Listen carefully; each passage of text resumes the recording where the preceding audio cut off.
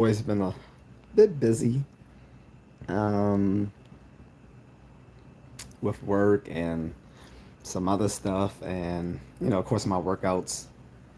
I actually posted a short YouTube short of me actually finishing a workout when I was at Planet Fitness, and I was doing one arm push ups. Mind you, I was already pretty exhausted. It was all that was arm day, so to have done that um, after I've done all the heavy weights was pretty good actually. I did that and pull ups. And I got some criticism on my form. Mind you, I've seen trainers do it that same way. Also, again, I did it at the end of my workout, not the beginning of my workout. Other people saying was sniping about Planet Fitness. Yeah, I get all the jokes about Planet Fitness. I make jokes about Planet Fitness too, probably more than they do. However, I know people who lift, like seriously lift, and they still go to Planet Fitness because it supplements their workout. Planet Fitness is 24 hours, it's convenient, it's everywhere. So, people will go there. And then on top of that, you can do your other stuff. Like for me, Planet Fitness is a supplement. My main workout is when I do my run and my shadow, my shadow kicking and stuff at home. My shadow boxing. So that's my main workout every day. And then I'll supplement that weekly with a few days at the gym. Not to mention doing like an extra run and stuff like that. So today was leg day. Yesterday was arms day. And I also did like a long treadmill run at that. So I'm pretty beat. Uh, since I felt pretty spiffy about myself, I went and got the $5 uh, McDonald's everyday meal. It hit the spot, but I'm also topping it off with some fruit snacks. So anyway, guys, I'm like I said, I'm sorry for skipping 2 days, but I do have a good topic for today. Obviously, we know the Republic National Convention is going on, and there's some other stuff that's happened as well with Biden. I'm not talking about that today. Please don't bring up politics today. We'll do that another day, possibly tomorrow.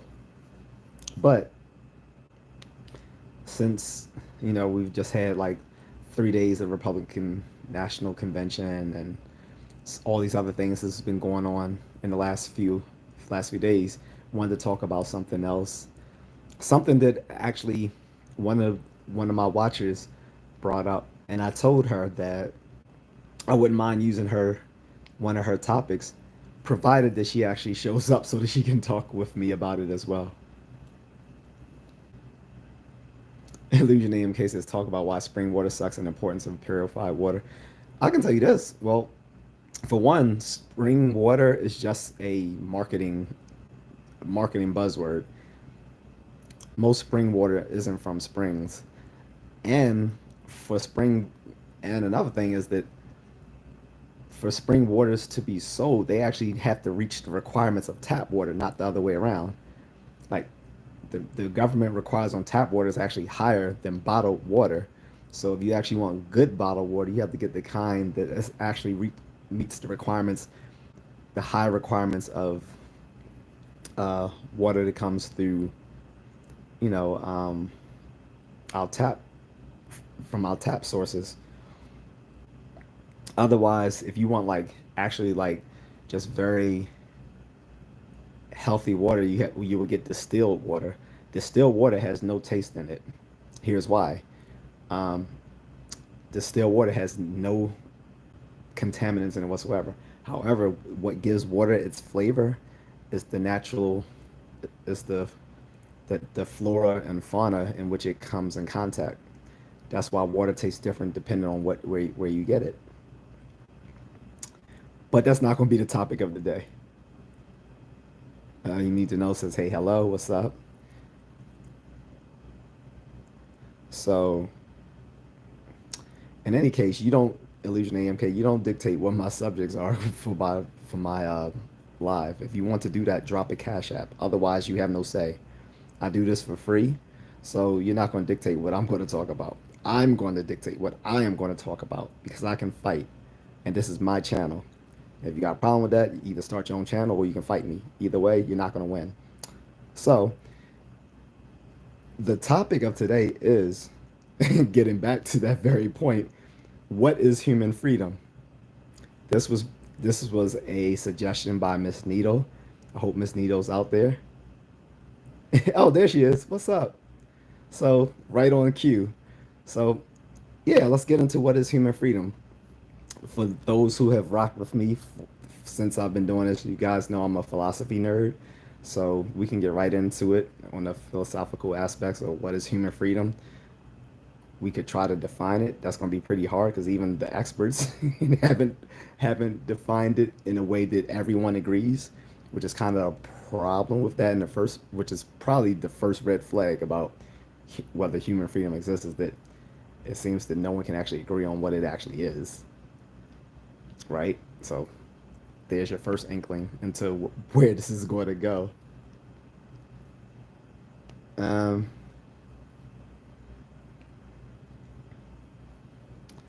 Miss Needle, I was about to sleep but caught the screen. Thanks. So I won't keep you up long because I can't stay up long either, Miss Needle. Ivan says, do you drink fluoride water? You mean fluoridated water? Yes. Most water has been fluoridated. If you know, you can actually tell people who don't drink fluoridated water because they usually have very bad teeth. When I was in the army, those people who came from really backwards parts of the country where they didn't treat their water, their teeth looked horrible. Good thing they had free dental care in the army because Jesus Christ, their teeth looked horrible.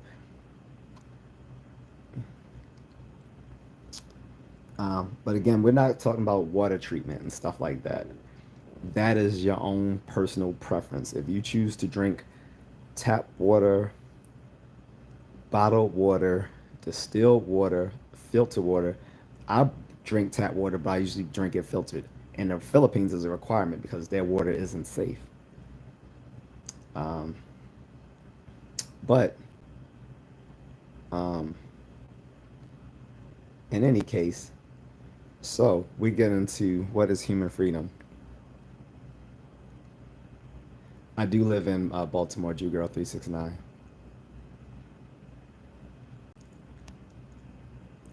So here's the first thing. And guys, I'm gonna be eating fruit snacks while we're talking, all right? Just letting you know that now.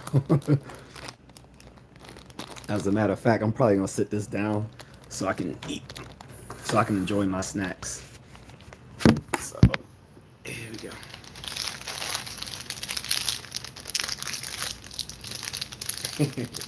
So yeah, I'm gonna have to.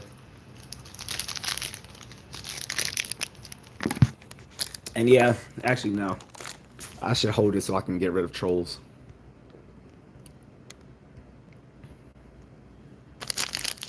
I'm still gonna eat my snacks.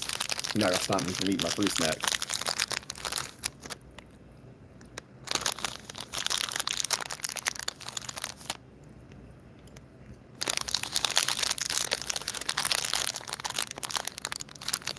Baptism of frequency says physical freedom I feel comes from one's access to resources, and spiritual freedom is defining which thoughts to act on and accept.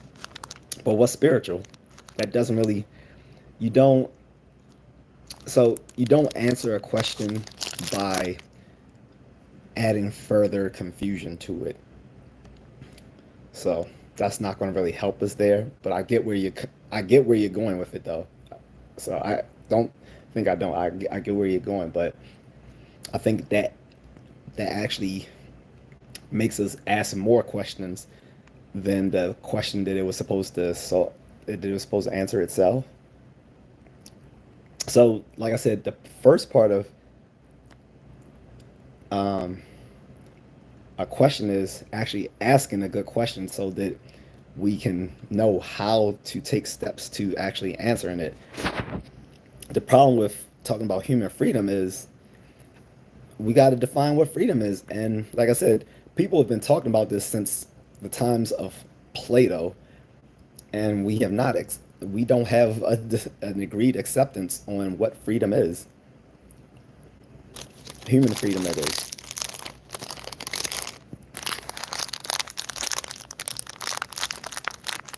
So let me get through these. Miss Neal says, "Yeah, it's a broad topic. I know, but I kind of knew you'd have something to say with your philosophy background." Yeah, of course.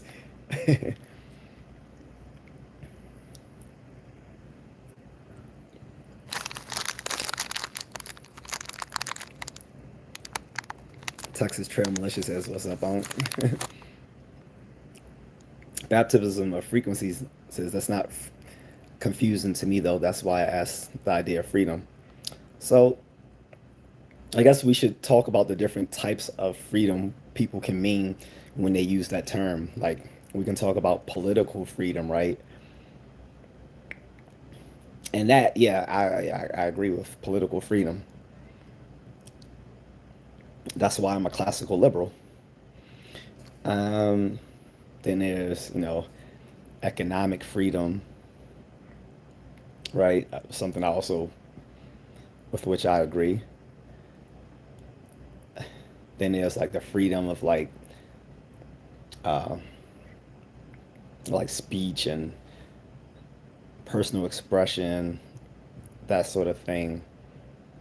I agree with those. Um, but the controversial one, the one we're spinning our wheels when we talk about human freedom, is a metaphysical variety of freedom.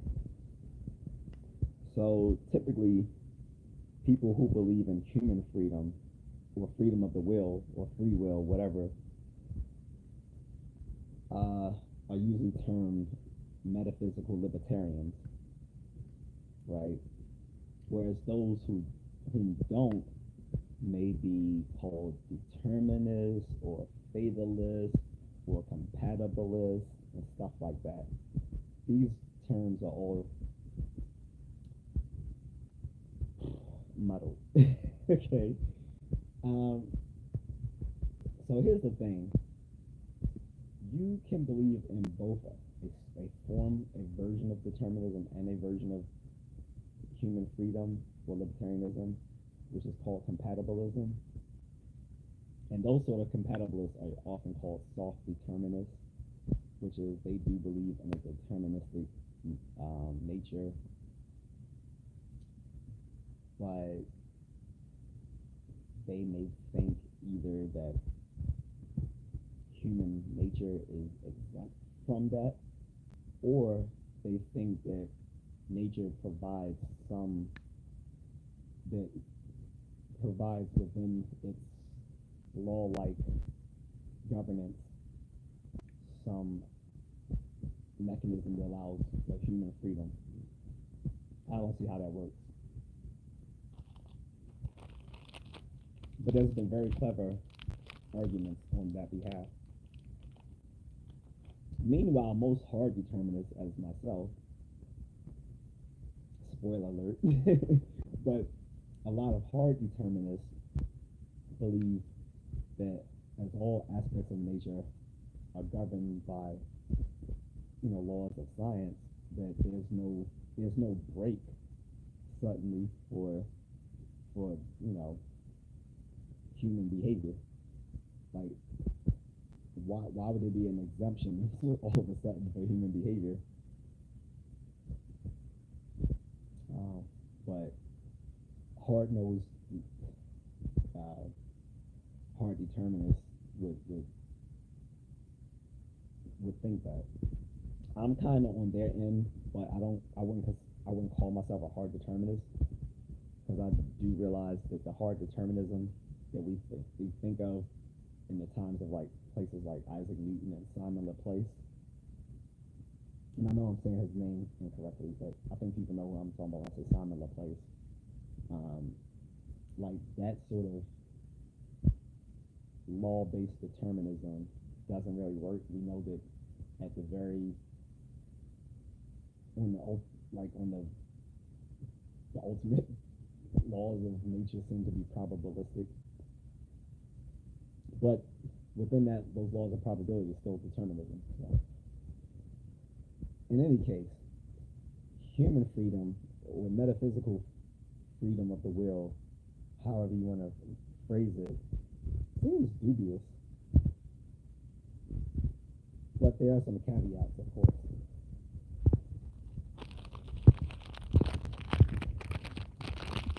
Baptism of frequency goes to what makes us human, though. The fact that we are conscious beings, or just the idea of man versus animal? No, I wouldn't think so. Humans are animals. We're primates, part of the great apes.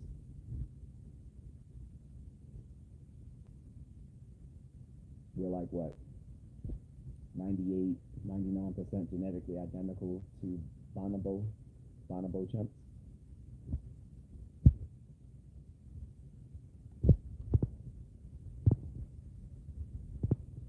G-Girl369 says, my friend Charles Leslie White, MD, lived in Baltimore his entire life.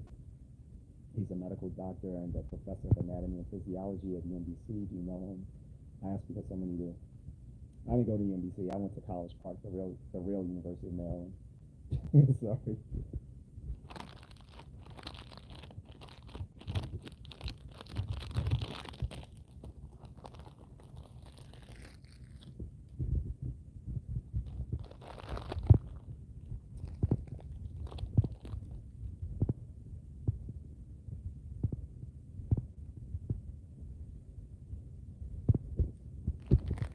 USS 369, you are very well spoken but muffled now.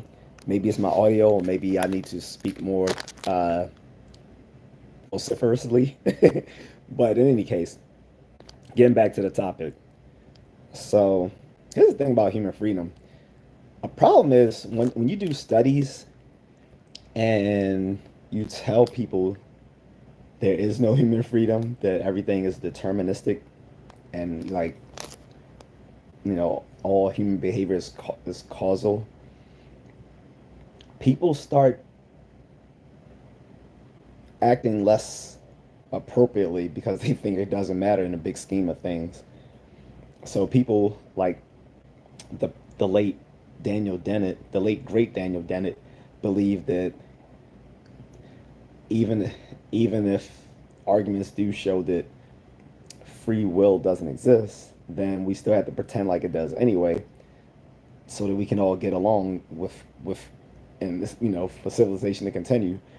Because when you tell people there is no human freedom, then they start to act more uh, immoral and chaotically, because they think, well, ultimately nothing matters.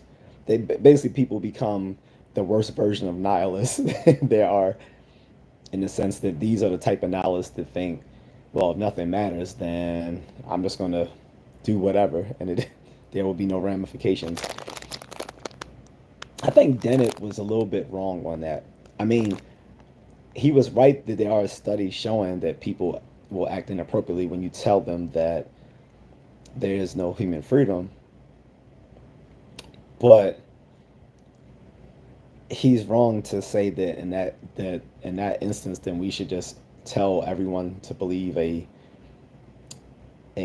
palpable lie so we can get on with things. No, I think you need to retrain people on how to think about this.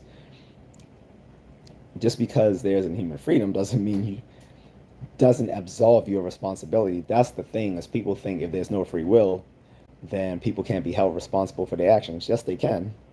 Yes, they can. Just the fact that if they can do otherwise, means they're still responsible for their behavior. You don't get away from responsibility by saying only free will ensures that.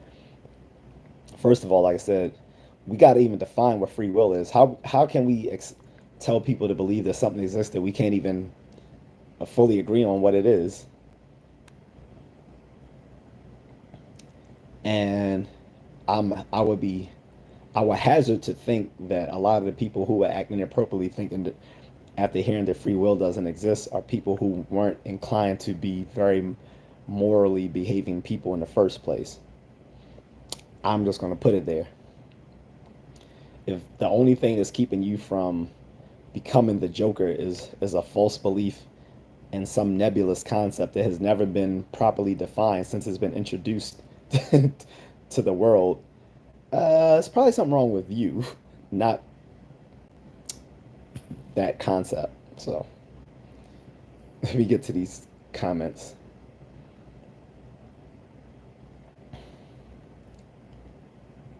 Justin says you're covering your mic, I think. I'm sorry. Yeah, so probably I think I had my finger on the mic, guys. I apologize. Let's see. Try something. That's not gonna work. It's gonna fall. Alright, yeah.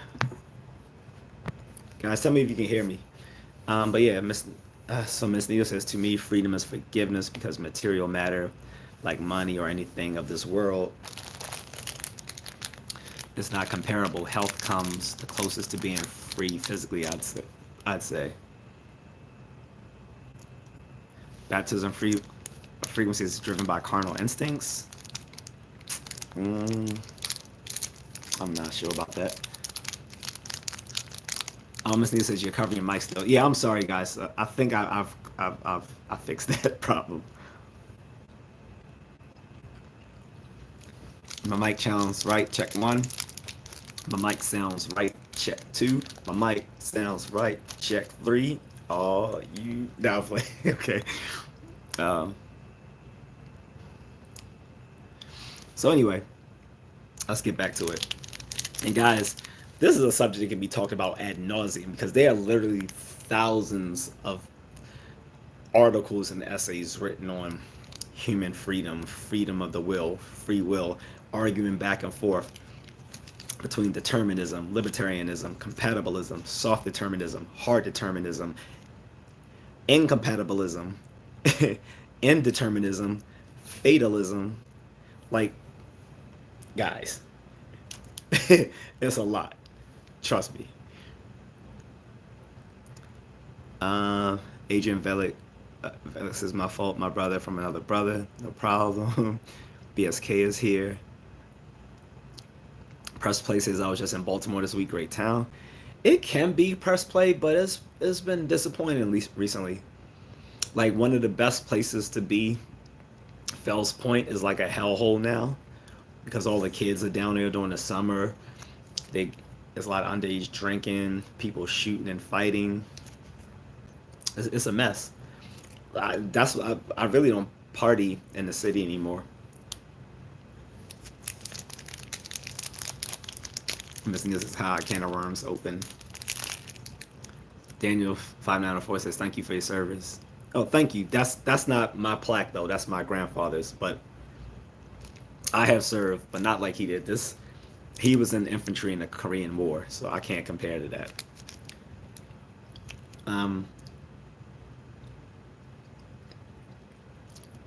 So where were we? So I should probably give you a little bit more intro into these terms, right? So as we start to throw them around, we can see what role they play. Presley says, I went to Camden Yards, saw people going to Janet Jackson concert too. Oh yeah, so the Janet Jackson concert was recently. My godparents went to that. And of course, Camden Yards is a great baseball stadium, and it's affordable. But yeah, it's a great baseball stadium. Usually, the times when the games are going on, it's like the safest it is to be in Baltimore is during those baseball games, because there's a lot of law enforcement out there. It's very safe. They kind of keep the knuckleheads at bay. So yeah, I like going to Camden Yards too. I used to go with my father all the time, but he and I are not vibing. So, oh well. So anyway, back to the subject. Oh, Press Play says 4MNY PD Bronx here. Okay. I definitely support my boys in blue, first responders. A lot of people in my family are first responders. My grandfather, right, who you see the plaque on the wall, after he came back from the Korean War, he became a firefighter in Baltimore until he died. My cousin, she's practically a sister to me though. She is in the Maryland Capitol Police. My other cousin was a Anne Arundel County police officer until he became the spokesperson for the Baltimore City Police Department, and then went on to run for office for mayor, but he didn't win. So now he has his own radio show. And I have a few other police officers in the family as well. Too many to mention. We're all veterans and law enforcement and stuff like that. Is my audio better, by the way, guys? Thank you, Press Play. I appreciate it. Yeah, all of us, I and all my father, uncles, grandfathers on both sides, we've all served in some capacity. There's a plaque. You can't see it right here, but I have my granduncles served in the Navy and the Air Force. My uncle who's also served in the Navy. My father who served in the Army. I served in the Army. My other grandfather who served in the Army. So yeah, long line. Audio solid. Thank you. This is up. All right. How long was I in the Army? almost 7 years. I would have stayed longer, but I received a medical discharge. So, but everybody, yeah, give some props to Press Play, please.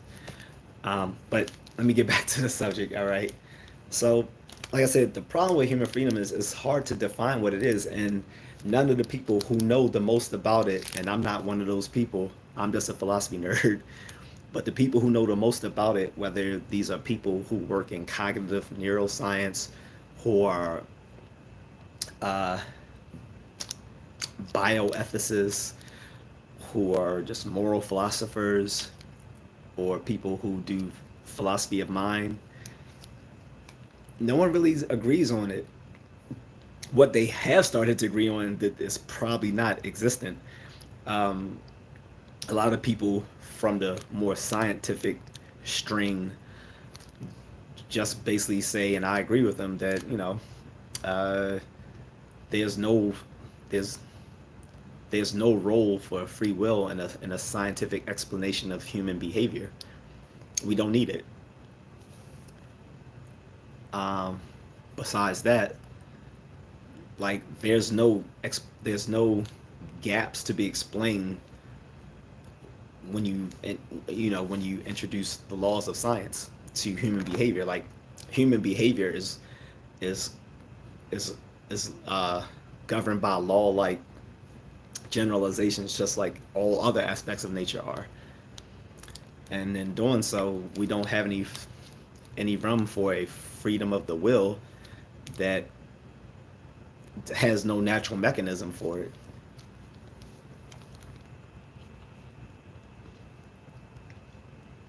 Let me look at the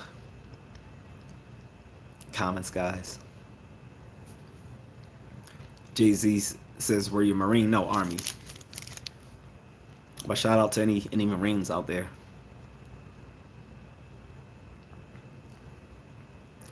Alexander Eisen says, "You're a terrapin." Absolutely. Fear the turtle. The real one says, "Can you be my therapist?" I do not do therapy.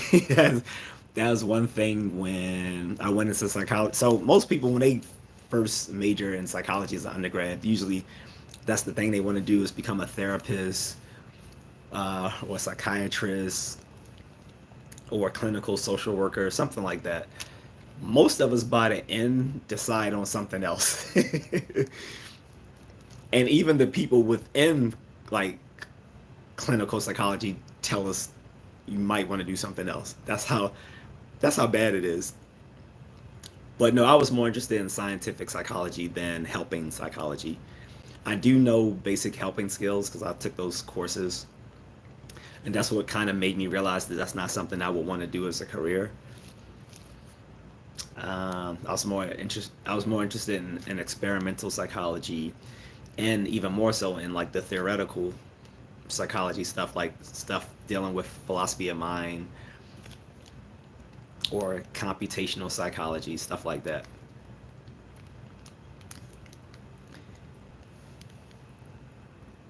Liam says, use your words. I thought I was using my words. Maybe I am not using my words. I'm using something else, but I'm not familiar with any other syntactic structure that does not use the morphemes that I'm currently uttering to you. Please elucidate me on what I'm using if I am not using my words.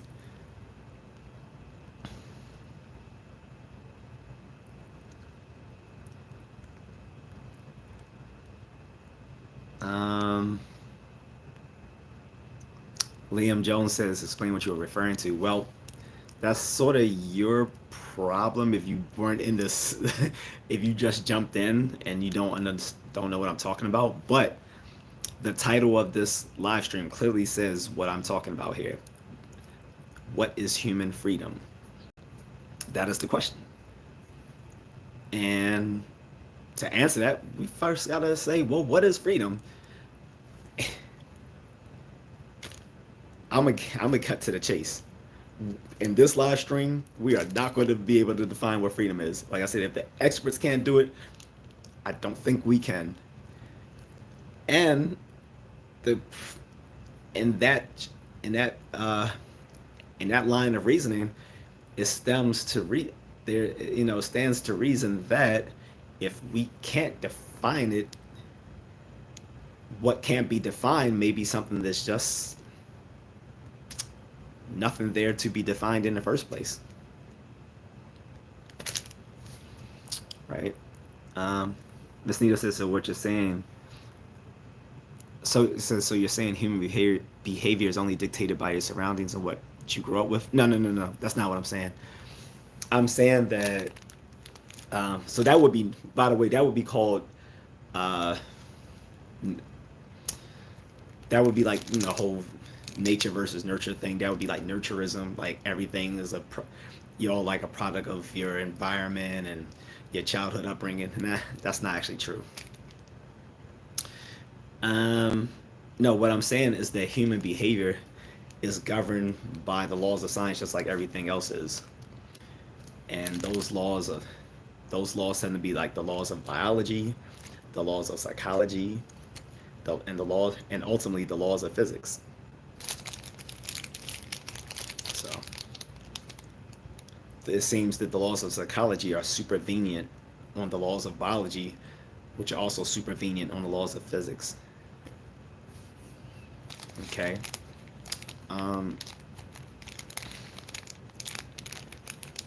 Which means just like you can't get around, like basic physical processes. Uh, Neither can humans, like, you know. But so, like I said, the danger in that is that people will think, well, if there's no human freedom, then there's no responsibility for our behavior, and that is a logical jump to go from there to there. I think that our legal system needs to be updated to what we understand now about cognitive science, so that people don't think that a 17th century concept is the only thing that we have to separate people from, criminal behavior and just and behavior that is pro-social, right? Like I said, if the person could have done otherwise in most reasonable circumstances, then they should be held accountable for their behavior. Saying there's no freedom of will doesn't absolve someone of murdering and raping and robbing and all those other sorts of things.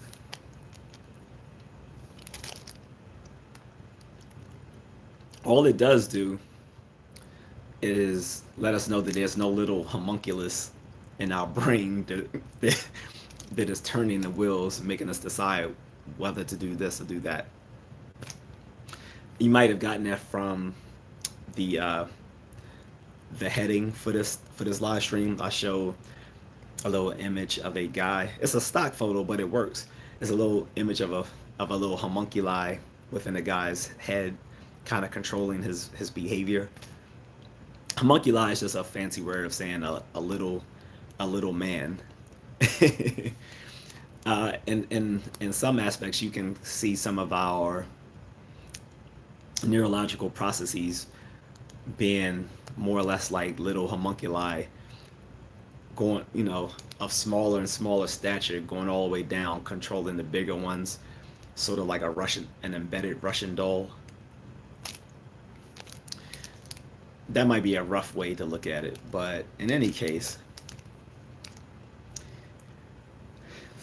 like, human freedom is a quasi-religious concept. That's what I was trying to get to with the other commenter when he was saying he was trying to make a distinction between physical freedom and spiritual freedom, and I was saying the problem with that, and I wasn't trying to be snarky, but I was saying the problem with trying to make that distinction between physical freedom and spiritual freedom in that sense is that now you open up another can of worms with what is spiritual freedom. So you can't answer a question by posing more questions in the process. Then that's not a good answer, right?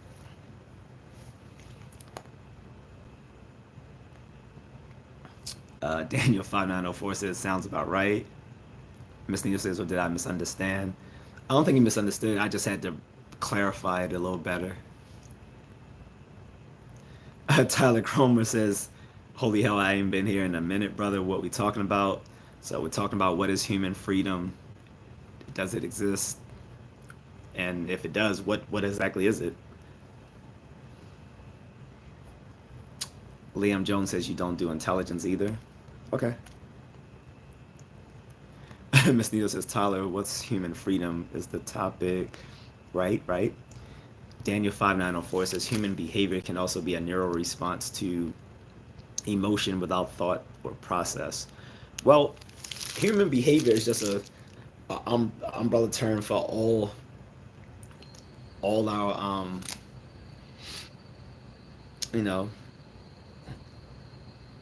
all our behavioral processes, right? As opposed to like the underlying mental processes that cause them.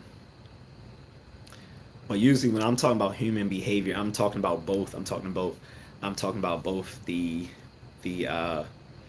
external behavior as well as the underlying mental processes. Okay. And it's not just neural responses. That's a little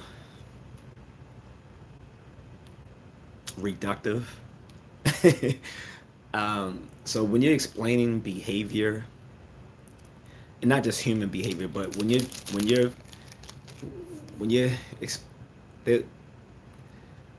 there's different levels of explanation in science generally for explaining the behavior of things. This is described by David Marr. He gives it the 3-level explanations. Like you have your physical implementational level, right? Then you have like your so like your functional intentional level of explanation, and then you have your more like algorithmic mathematical explanation. So here's maybe an example. So like if someone wanted to know, I don't know, how the TV works, you could give like a merely physical explanation of it. Like you give someone like the little the thing that comes with the TV, explaining how it works. Well, no, I'm sorry. So you'll have a physical implementational level. So you'll have like someone who's like a um, a mechanical engineer or something like that. They can describe physically how the TV works or whatever. That would be like the physical implementational level, like the engineer actually coming in and describing how the TV works, what it is, what's a cardio ray tube, and all that sort of stuff. Then you might have the other person who's the theoretical guy who can give you like all the different explanation of the different uh, laws of you know, electrodynamics and all this sorts of stuff, like all the little algorithmic stuff about how electricity works and all this other sort of stuff, right? Those that really doesn't really help you, right? The what you're looking at is an intentional explanation. Like here's the directions. This tells you, okay, you set this that way. Then boom, then you got Netflix. Then you can do that, this and this. Oh, you want a DVR. This is how this works and this and that. So you have and some people have argued there's even more than 3 levels of explanation. There might be more as 5, but generally, like I said, you have a physical implementational level. Um, you have a functional intentional explanation level, and you have a algorithmic mathematical level of explanation. Okay, and like I said, even within those 3 levels, there's more nuance.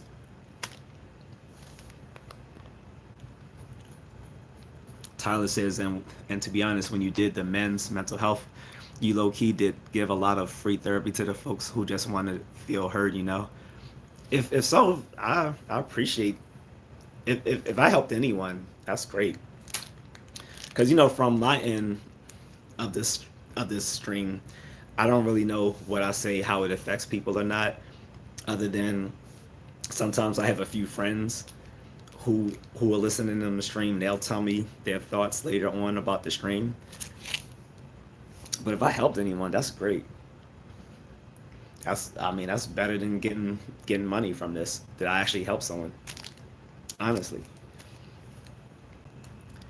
Liam Jones says scientific psychology. Yeah, so here's the thing, Liam. So psychology is a very broad domain of science with a lot of different subdomains.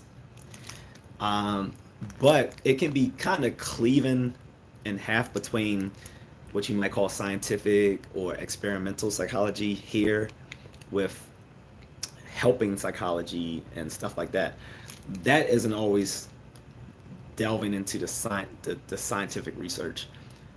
So with helping psychology, I'm talking about clinical psychology, counseling psychology, stuff like that. And the problem is a lot of clinical and counseling psychology don't always use science-based treatments. Scientific psychology is more based on like people doing empirical research and stuff like that. So that's what I mean when I'm talking about scientific psychology. I'm talking about people who actually are doing research, as that's their job, doing research and maybe teaching students. Whereas the helping psychology is counselors, clinicians, stuff like that. And some of them do use science-based treatments, but a lot of them don't. And it's also because scientific research has shown that a lot of treatments in counseling and clinical psychology don't really work beyond the level of a placebo, or that they all have a general usefulness that at a very generic level, which is called the dodo bird effect. But anyway, I don't want to get too much into that right now.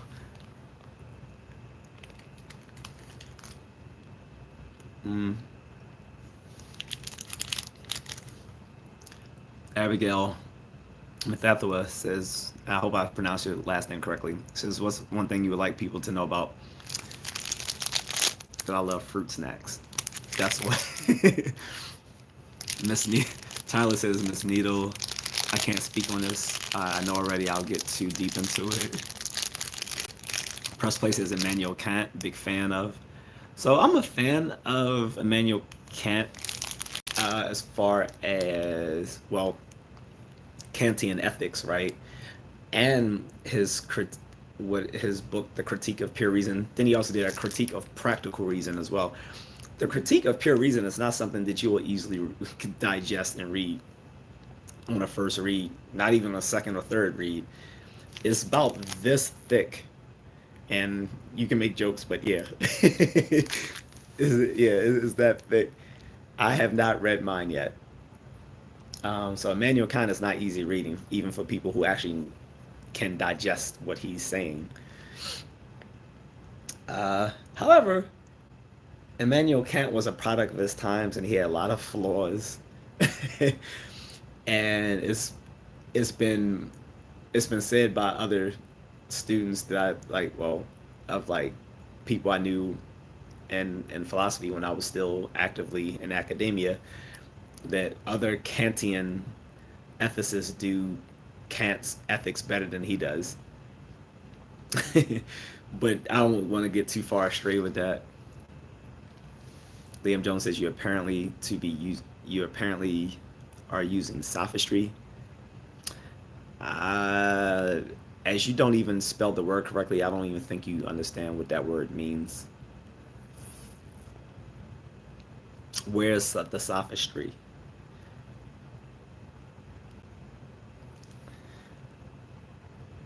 Adrian Valek says, what are we talking about? We're talking about what is human freedom, which I'm going to get back to because we're getting led astray. Well, I'm letting myself get led astray.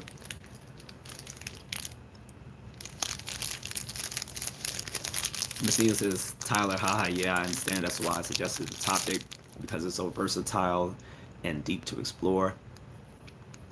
30th B says, do a flip. Send me a cash app.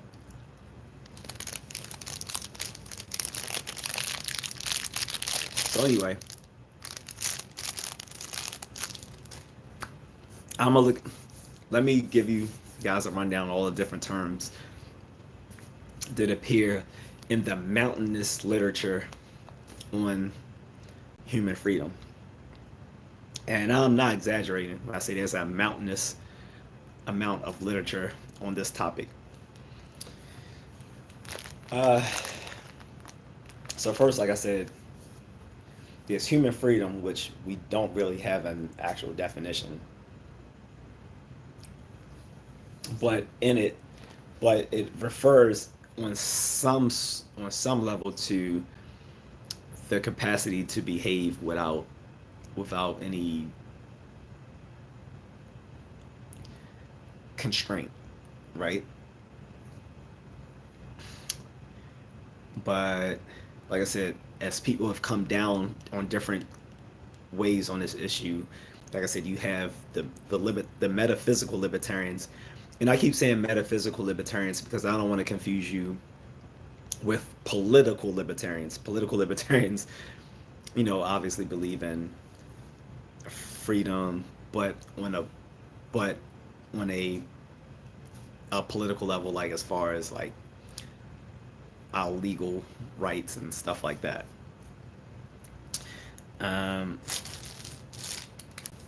But metaphysical libertarians believe that there is a free will, right? Then on the other end are determinists, people who believe, as I do, and most people who are of a scientific mindset, that nature is a law-like system,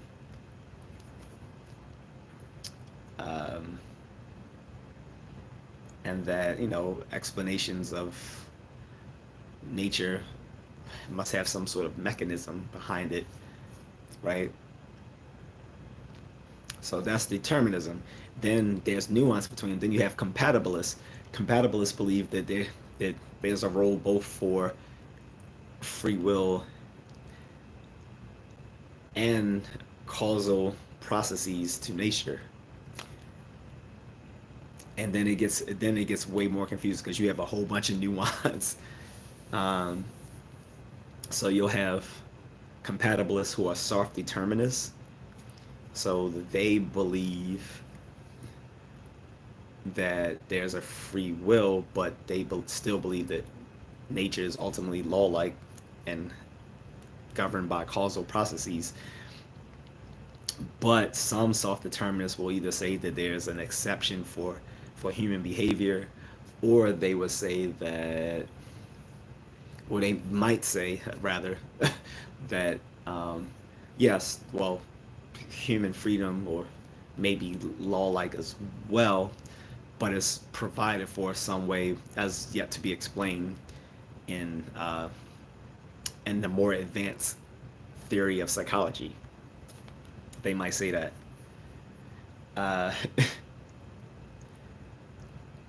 Then you may have some libertarians on the other end who are, like I said, compatibilists, but they believe in free will and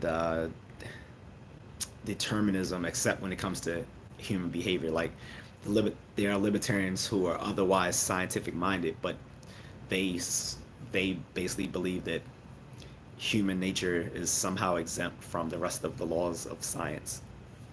That doesn't really make sense to me. Okay, now you also have incompatibilists, people who believe that there's either one or the other, that they can't be both.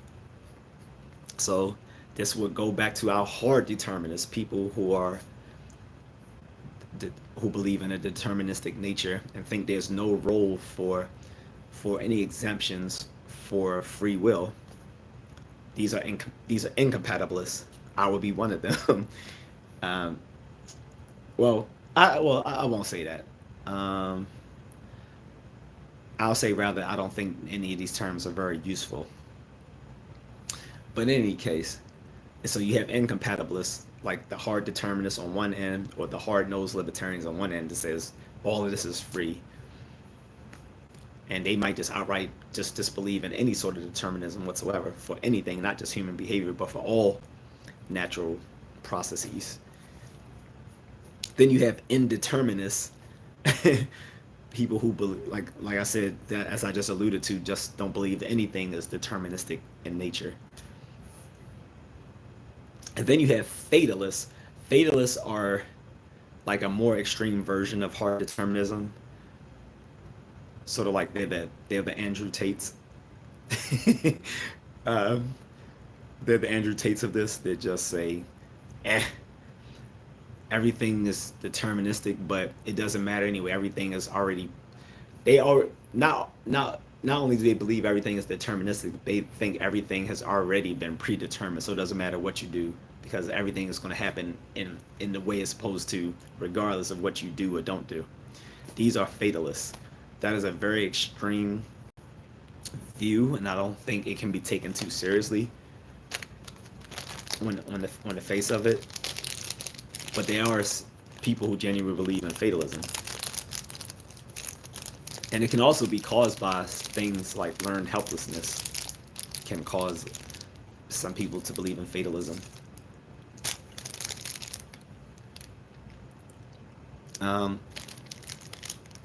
And there are other more nuanced views in between the ones I just given, but I think that is good enough for us right here for this conversation. If people want to bring in the more nuanced views, because you are well versed in this, by all means do so. But for the rest of us, we're just going to keep it at those simple terms, okay? Press Play says Kant's philosophy, known as transcendental idealism, posits that space and time are forms of human intuition that structure all experience. Right, so, and by the way, I'm saying Kant and not Kant. I'm just waiting for someone to try to correct me on that. So here's the thing. Yes, Immanuel Kant was German, but his last name is actually British. His family originally were from Britain, and Kant being a British word, they always pronounced it Kant, not Kant. Kant would be just how some people would say it to try to sound stuffy, but British people always refer to Immanuel Kant as Immanuel Kant. So, but you can say either or, because some people say Kant, some people say Kant. It's pretty much just a dialectic preference. But in any case, I'm gonna say Immanuel Kant for the nuns. So just warning you guys, because I know at some point someone's gonna try to correct how I'm saying it. So I just wanted to preface that. Anyway, so getting back to Kant's philosophy. So basically, press play, which is what you're alluding to, is that Kant was a Platonist.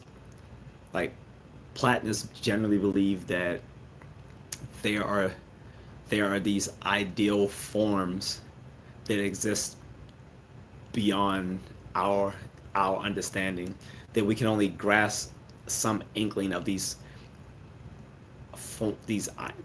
idle forms through logic and through math and reason, right? Um, so that space and time may be some of those aspects of those ideals out there,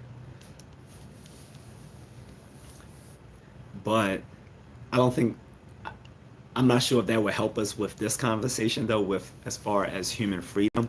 Now, human freedom would definitely be one of those things that Plato would have saw as something that exists in his world of forms that we can't really grasp, which will get to why there's so much confusion on many of these concepts, because according to him, we're dealing with a very corrupted human understanding of these ideal forms that exist beyond nature, right? Um, but yeah, that won't exactly help us here to understand whether human freedom exists, because if it's beyond our own understanding, then how do we know it even exists?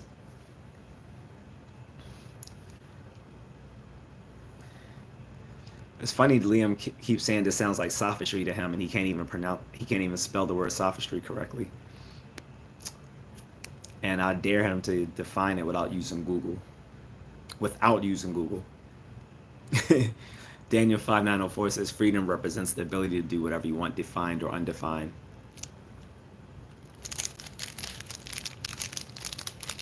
Freedom generally, sure.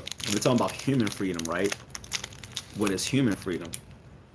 And like I said, we we we have like an intuition about what it is, but literally there's no consensus within philosophy or cognitive science of exactly what this is.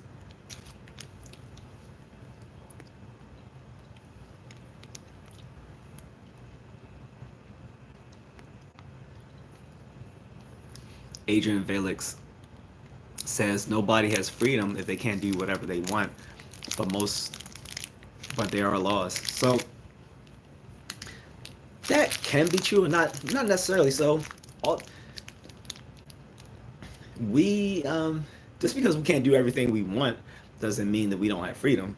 It just means that we understand that there are certain things that we shouldn't do, right?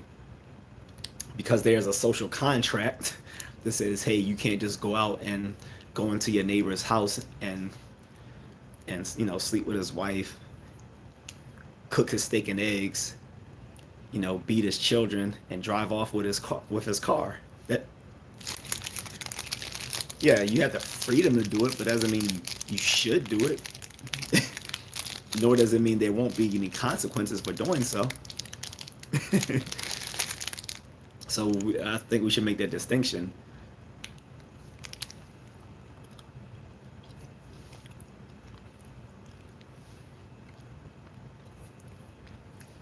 Ms. Nito says, so who wrote or designed the laws of science?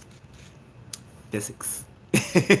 So this gets into, you get into sort of a argument from design or causal argument, right?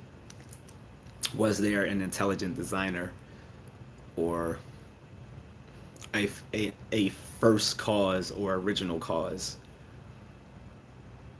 It's funny, Noam Chomsky said in a private conversation, and I only know this because one of my professors is friends with him and told us this story during a lecture. And he was like, in a private conversation, Noam Chomsky said, you know what? He said all those intelligent design people, all those intelligent design proponents are right. There actually is an intelligent designer. He's like, what they're wrong is it's not God. He said the intelligent design are just the laws of physics. these these these laws of physics are ultimately everything resides is this from them. And then there's some theoretical physicists that think it's not even laws of physics. It's the laws of that everything is basically just information. That I won't go into that because that gets into how we ultimately interpret physics. We don't need to go that deeply here to answer this question. Suffice to say, the laws of physics are things that exist and probably have always existed. That's basically it.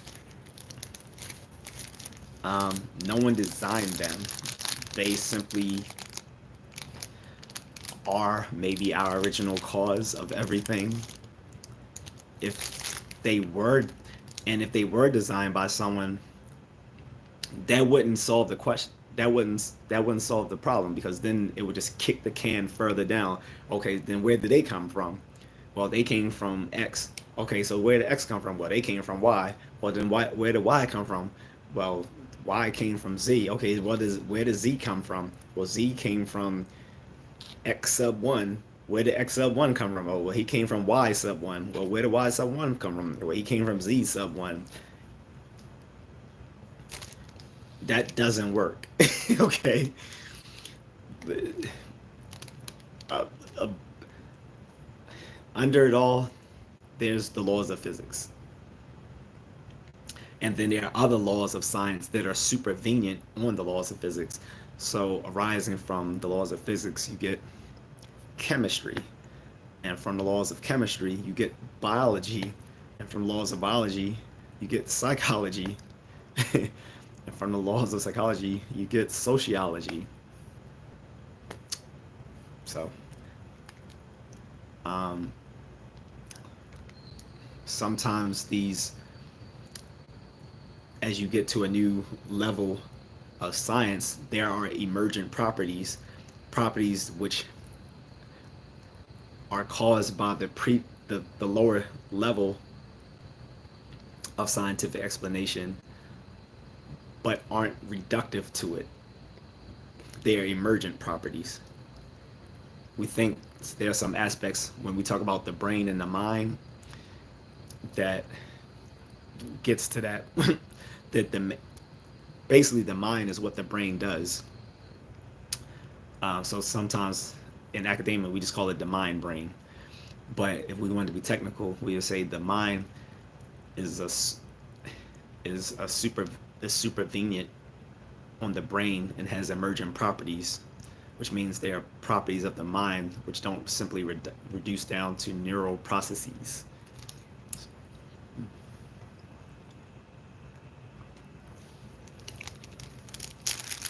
Tyler says, Miss Nito, exactly. Everyone is different, and you never know how someone will take your words. But for me and Contrarian, I take everything he says with a grain of salt, as in you should still have your own thoughts. Absolutely. Absolutely. You should not take my words, nor anybody's words as gospel simply by the fact that they are speaking it with conviction. Having conviction in what you say does not mean that you're correct about anything, including myself. I can be ignorant or mistaken on just about anything, except for personal subjective things. Obviously, you can't be wrong about personal subjective things because they're personal and subjective, right? But outside of personal and subjective things, yes, I can be ignorant or mistaken about most anything. That is called intellectual humility, something that everyone should strive for more when they are having these really opinionated uh, conversations with people.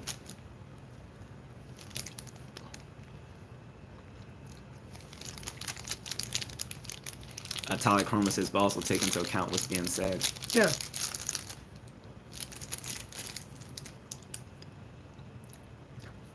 All right, Adrian, we already explained what we're talking about.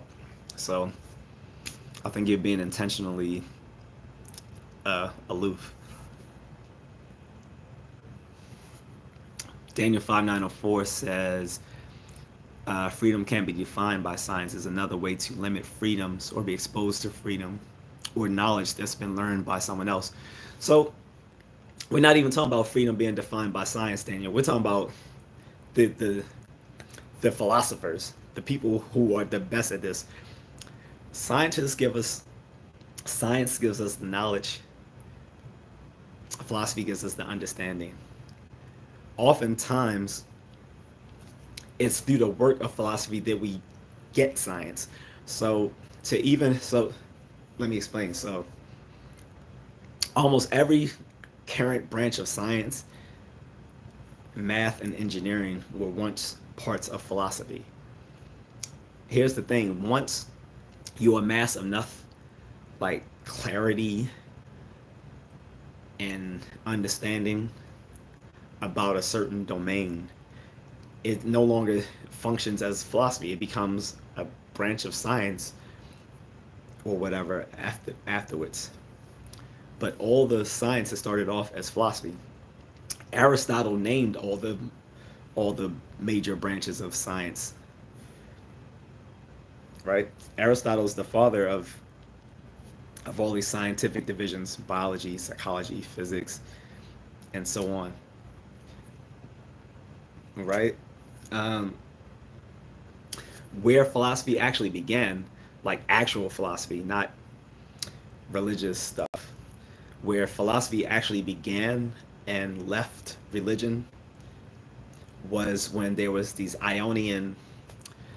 pre-Socratic philosophers known as the Ionian philosophers or Ionian thinkers, who decided to try to think about how nature works through more mechanistic causal processes, and completely ignored like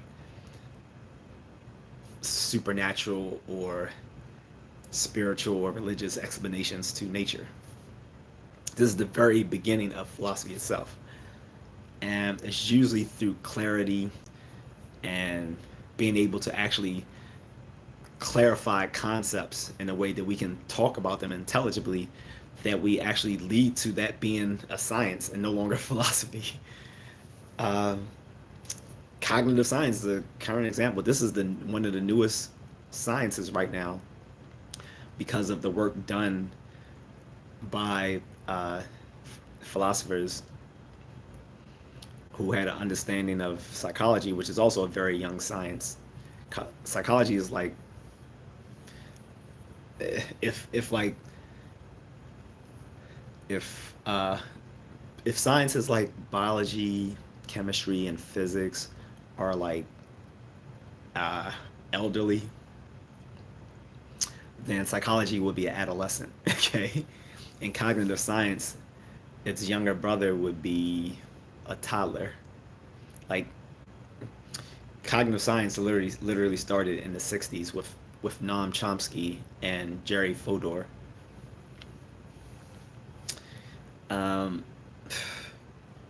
Unfortunately, Jerry Fodor recently died a few years back, so I never got the chance to meet him, unfortunately. Haven't met Noam Chomsky either, but he's still ticking. He's still one of the gods and co-founders of cognitive science.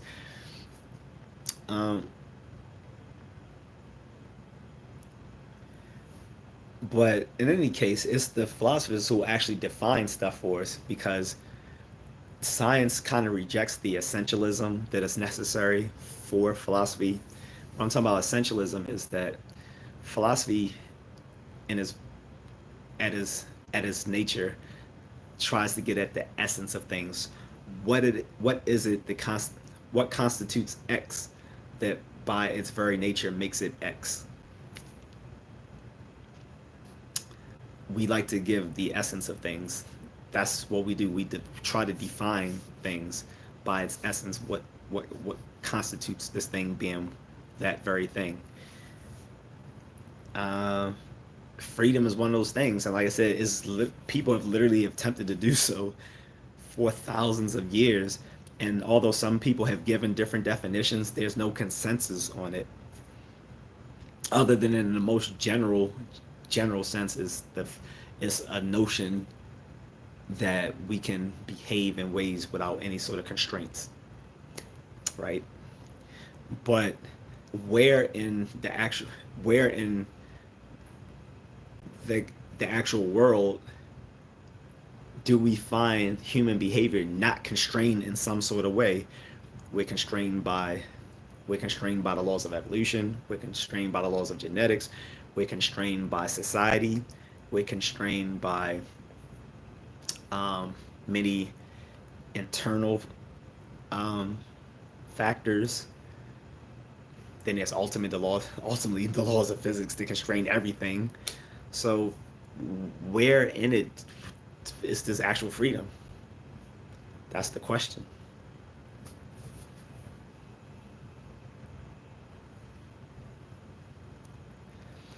Liam Jones says, "Can I ask what you are saying? Because it sounds like you are saying supervenient." I am saying supervenient. Yes, I am saying it. Miss Nita says, "Tyler, yeah, everyone has their own filter of perception, basically." Uh, Filter? It depends on what you mean by that. Percep The laws of perception are actually pretty universal for all of us. I know because I actually took a class on perception.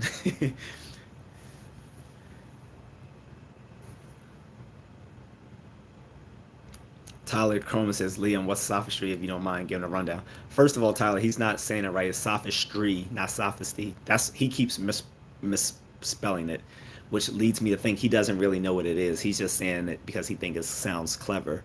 Because usually in ancient philosophy, Socrates and other Socratic philosophers would tell people who were just trying to sound smart that they were just sophists, but that they weren't actually like knowing of the things that they think that they know. That was sophistry. Like people who basically use knowledge as a come up, as a game. Maybe like when we're talking about lawyers, for instance. But I'm not going to put that on all lawyers. That would be unfair. But basically someone who used their knowledge just as a way to gain credibility or to make a living. This would be more like, in today's time, self-help gurus. These would be our modern sophists, right?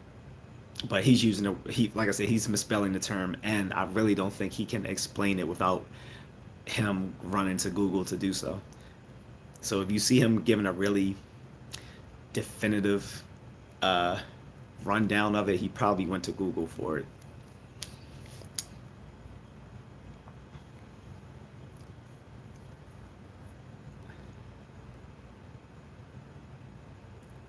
Liam Jones says, "You mean to say normalcy? And what aspect?" What that is, what, oh, Sam says, "What were you eating?" Fruit snacks. Tore them up too. That's what she said. But anyway.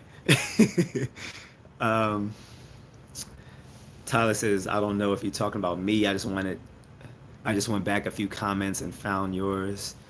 Liam says, you keep misspelling it. Sophistry is to make a false argument. That's not what sophistry means. That can be an aspect of it, is making a false argument, but generally, sophistry refers to people who are making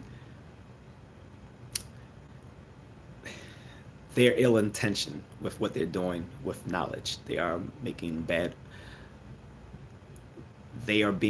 actors. Okay, and like I said, the best example of modern day sophistry are is the whole self-help industry.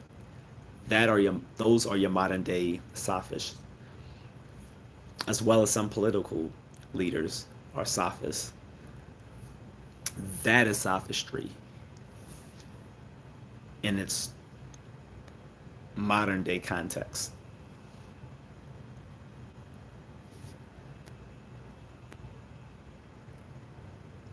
Tyler Chrome says, "Oh, hell, I've been caught in the boat a few times. I'm not gonna lie."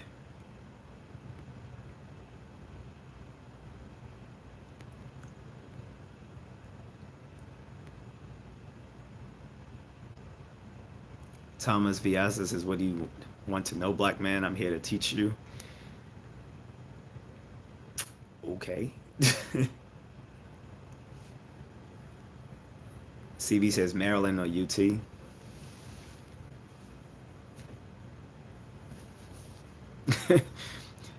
Tyler says, "Daniel, I feel like you're speaking from a traumatic lifestyle. No offense." Mm.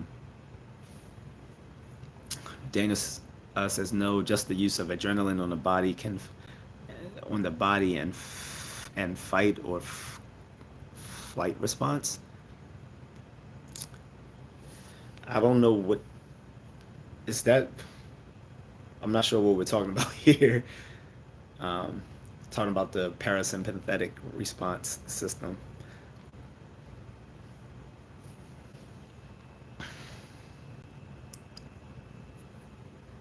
Liam Jones says, "I'm open to all opinions, but this fellas are rudimentary and flawed." First of all, I'm going to speak to my audience. I'm not going to use a lot of jargon and complex arguments for people who are not versed in philosophy. It wouldn't make sense. It doesn't show how clever I am by using complex terms and arguments most people have never heard of outside of academic philosophy to show how clever I am. If anything, that would show how clever I'm not by speaking at a level that would be inaccessible to the people with whom I'm trying to have a conversation.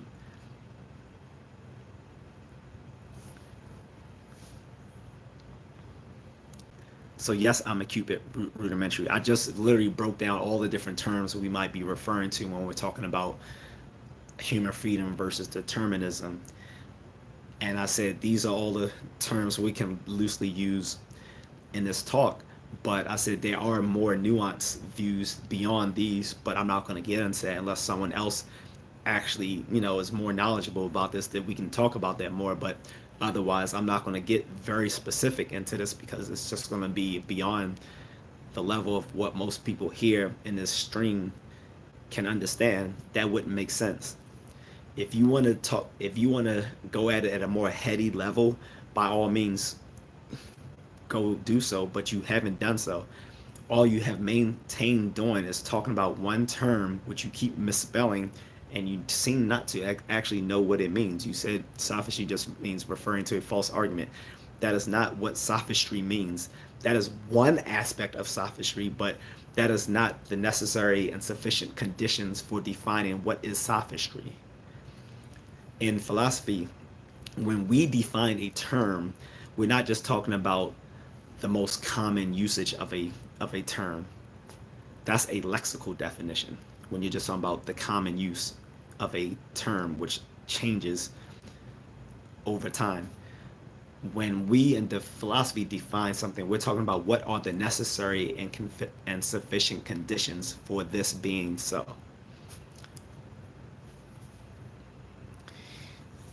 Daniel 5904 says, in the context of what he was speaking on earlier, Tyler says fight or flight is directly correlated with trauma.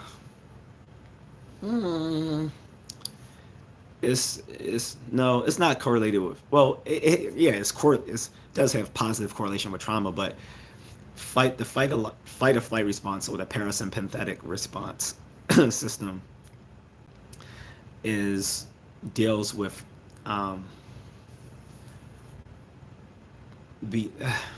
like prey behavior, like talking about predatory and prey behavior. Like what is the escape behavior of a certain species? Like what do they do Do they run? Do they fly? Do they hide? Do they blend in with their surroundings? Do they fight back? Do they you know? In any case, that that takes us off track of what we're talking about here. So I'm trying to get a pulse for, do most of you guys believe that there is human freedom, and if so, how do you define that?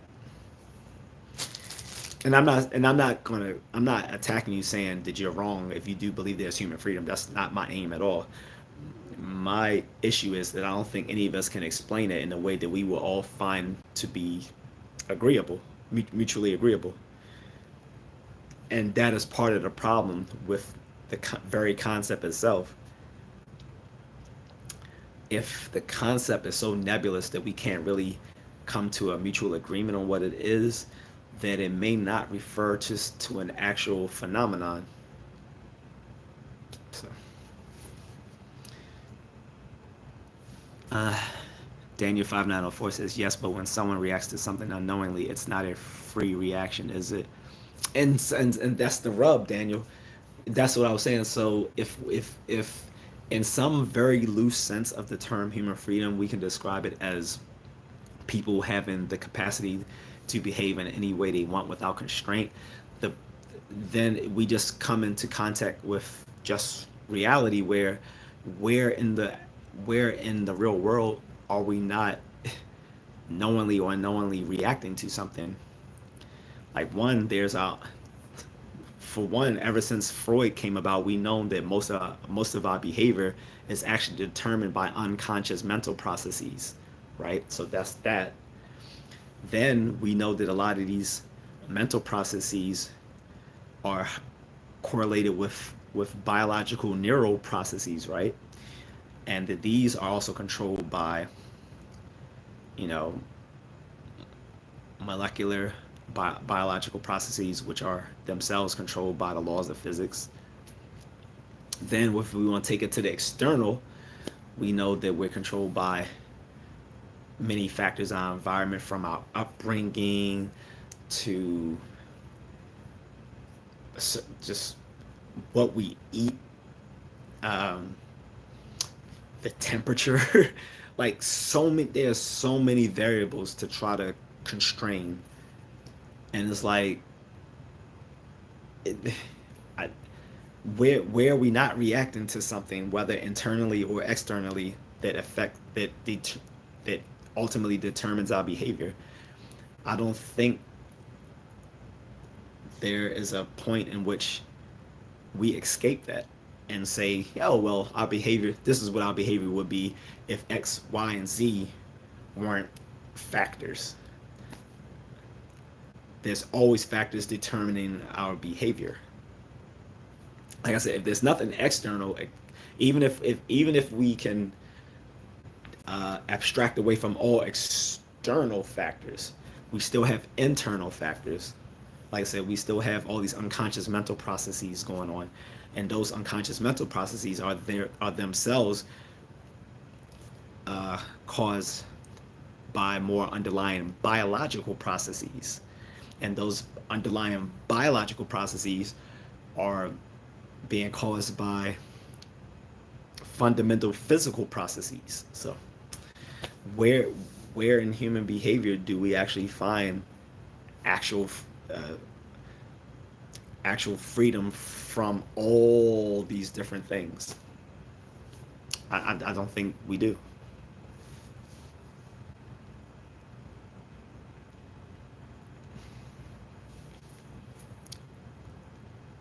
Liam Jones says, dude is 25 cents from saying we are ones and twos. That is, if that's what you gleaned from this, that's not what I'm saying. Now, if you're talking about how I'm talking about, there's a reductive explanation of different levels of science, yes, but you probably missed the part where I said each time you go up to a different layer of science, there are emergent properties which only exist in that realm of science that don't exist in the underlying science. So like I said, the laws of chemistry are supervenient on the laws of fundamental physics. However, there are emergent properties of chemistry which don't exist at that fundamental physical level, right? Then I said that the that biology is supervenient on the laws of chemistry, but at the level of biology, there are emergent properties which only exist in biology that don't exist in the lower level of chemistry and don't exist also by extension in the lower levels of physics.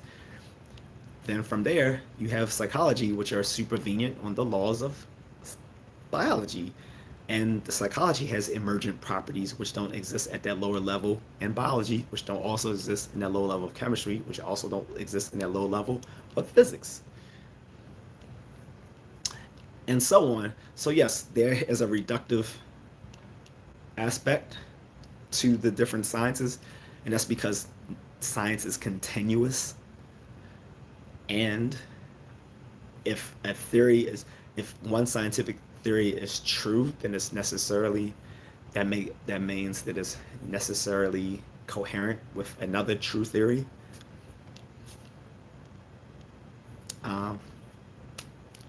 But if you're thinking I'm reducing this down to some cheesy matrix understanding of reality, then I don't think you understood what I was saying.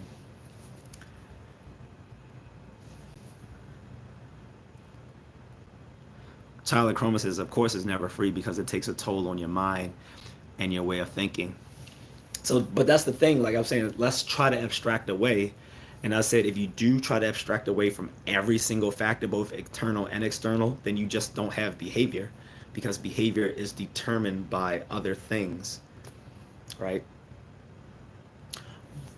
One of the aims of cognitive science was to actually show, how you know how seemingly non-physical processes can actually cause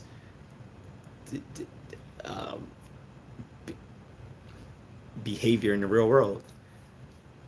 That was one of the aims of cognitive science, which it's been doing pretty well so far, even as a young science right now. So one of the things we've taken from scientific psychology is just that there's no need for once you have the laws of science that explain human behavior, there's really no need to then add in free will to that mix. It's unnecessary. Like just through Occam's razor, like you don't need it. Daniel 5904 says you don't get what I'm saying. Sorry. I know I'm probably a little bit behind, guys. And I know I have to explain this every time, so I'm always going to be 5 minutes behind in the comments. So please bear with me, because I'm trying to go through all the comments and read everyone's relevant comments and answer them. And in doing so, I'm always going to be like 5 minutes behind the comment section, guys.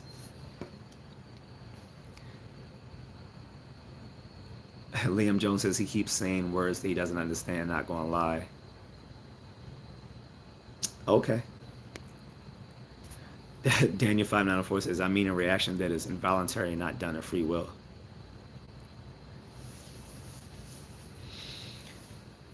That's what that's what I'm saying, Daniel, is that so there's, like I said, there's literally mountains of literature on this. And they get into involuntary behavior versus voluntary behavior, and second level versus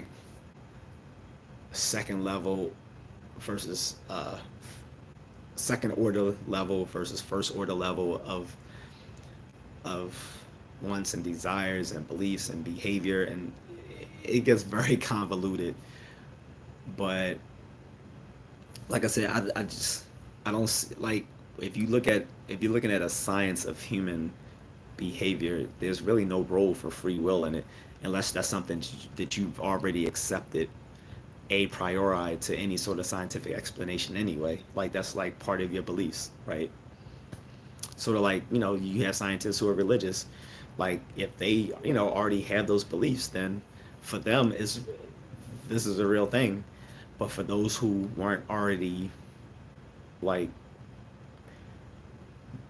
brought into thinking in that sort of way, it's that's not something they feel they need to add to science to further enrich and explain things. I think free will is one of those types of things. There are other things like that as well. Like, some people say consciousness doesn't need to be in there. You know, purpose to life, all these sort of things. Like, these are things that are now considered rather dubious. So, and just let you guys know, everyone who's given like the different political things, I see you. Okay, but we're gonna do that on a different day.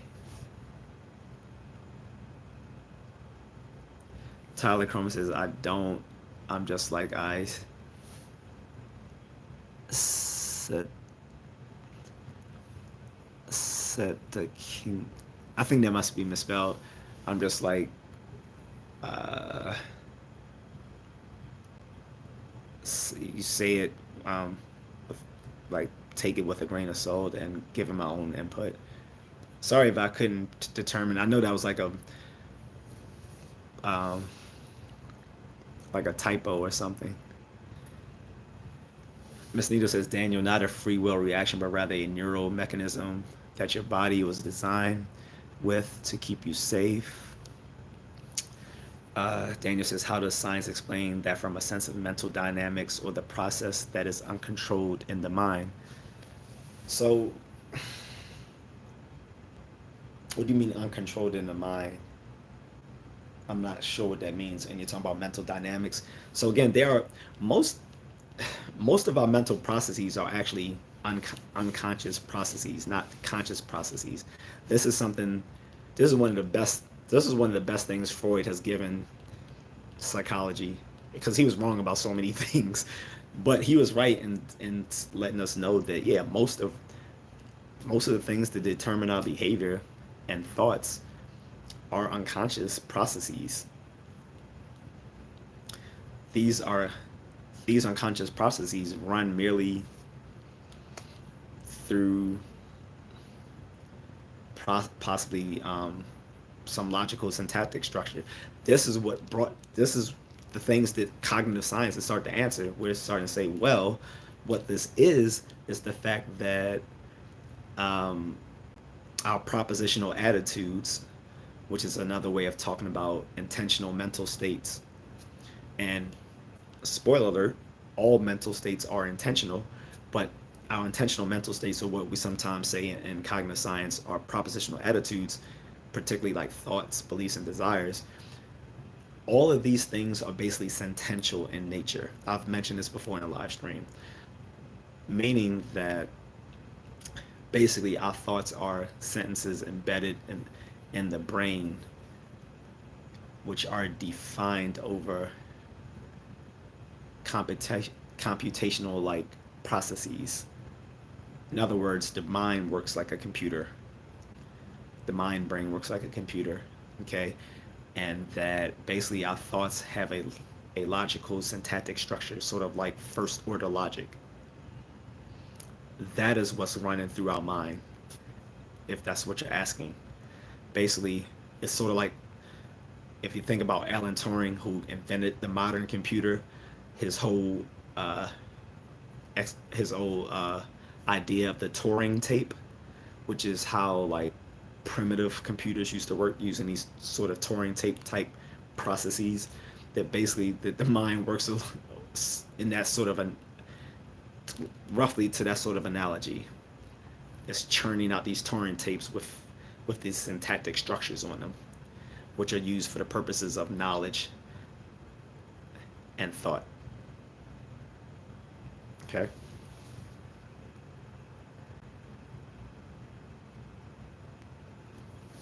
Uh, Tyler says, about the mental health, you really did help, brother.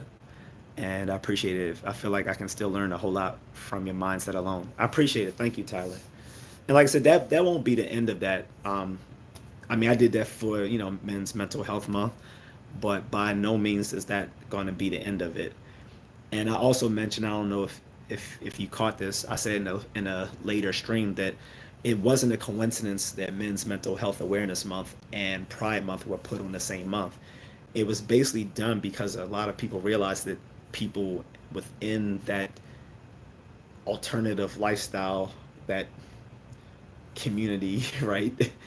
A lot of them are have mental health issues.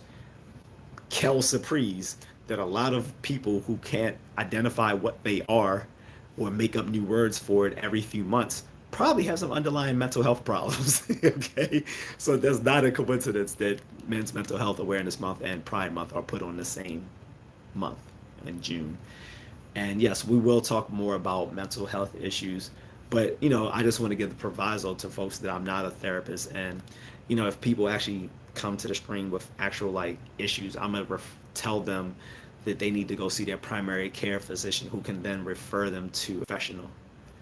All right, but if I can help in some small way just by letting people know that their voice is heard, that they are seen, that men have problems as well, then yeah, then I'm happy to do it.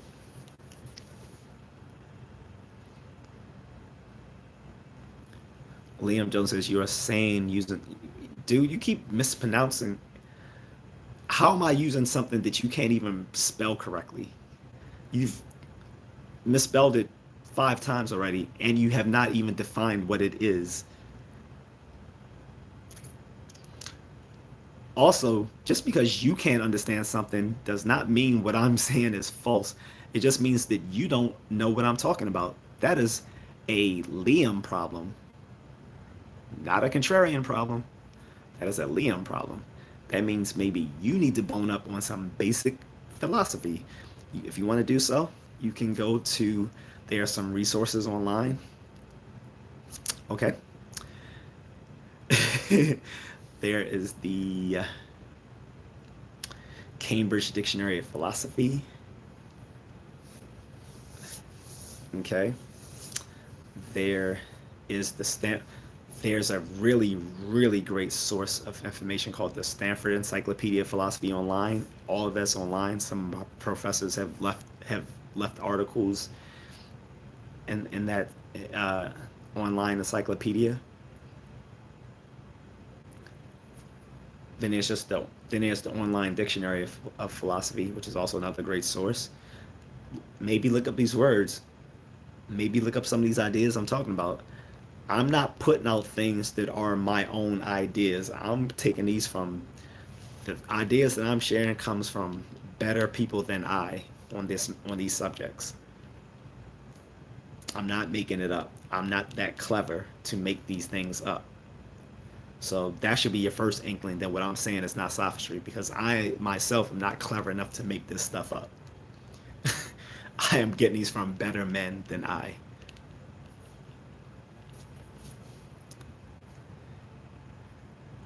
Miss Nito says, Daniel, I read about it, that there's a special process in the brain that locks the traumatic memory to a place you can't access with your non-autonomous nerve system, IIRC. Um, so when you get into thinking about like post-traumatic stress disorder and acute stress disorder, which is also a related problem, um, there's no part in the brain this where it's locked away, whether you're talking about the hypothalamus or the all these other mental organs. But what happens is, well, I don't want to get too far into trauma because it's going to lead us into a completely different subject. But like I said, not all our mental processes are conscious to us. Most of them are unconscious to us. Sometimes, think because of different reasons, um, some of our some of our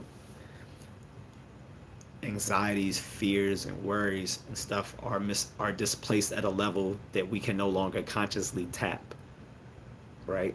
It's not within our stream of consciousness, but they still affect us all the same. This is why we have people exhibit mental health problems.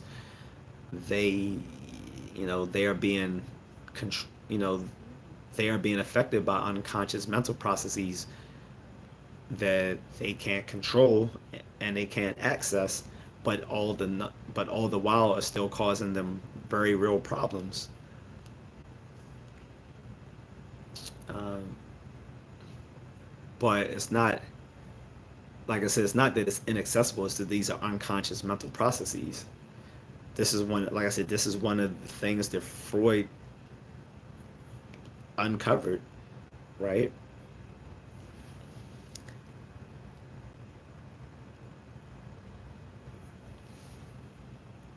All right, I'm just gonna start ignoring Liam because he's just trying to sound clever and doesn't know what he's talking about.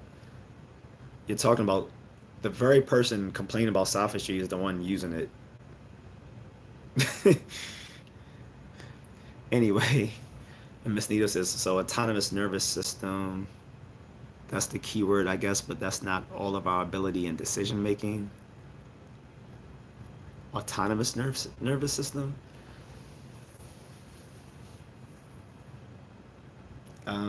Trying to get what you mean. I guess you mean like autonomous. You're talking about like unconscious processes, right? I mean, when we talk about the nervous system, we're talking about an explanation at the biological level. So none of that is really accessible to us. If we're talking about conscious things, then we're talking about on the intentional psychological level of explanation. The types of explanations that neuroscientists do is not what cognitive psychologists do, right? Those are different levels of explanation, and both of those are different from what the say the behavioral therapist might give us. Um, but yeah, it's I don't want to go like I don't want to confuse this because like I said, this is not really get into what I was talking about when I'm saying what's human freedom. I think what's happening here is that we're trying to look at human freedom as some sort of biological process. I don't think that works. I mean, for a couple of reasons. One is that there's always going to be open question when you go from a psychological phenomena to its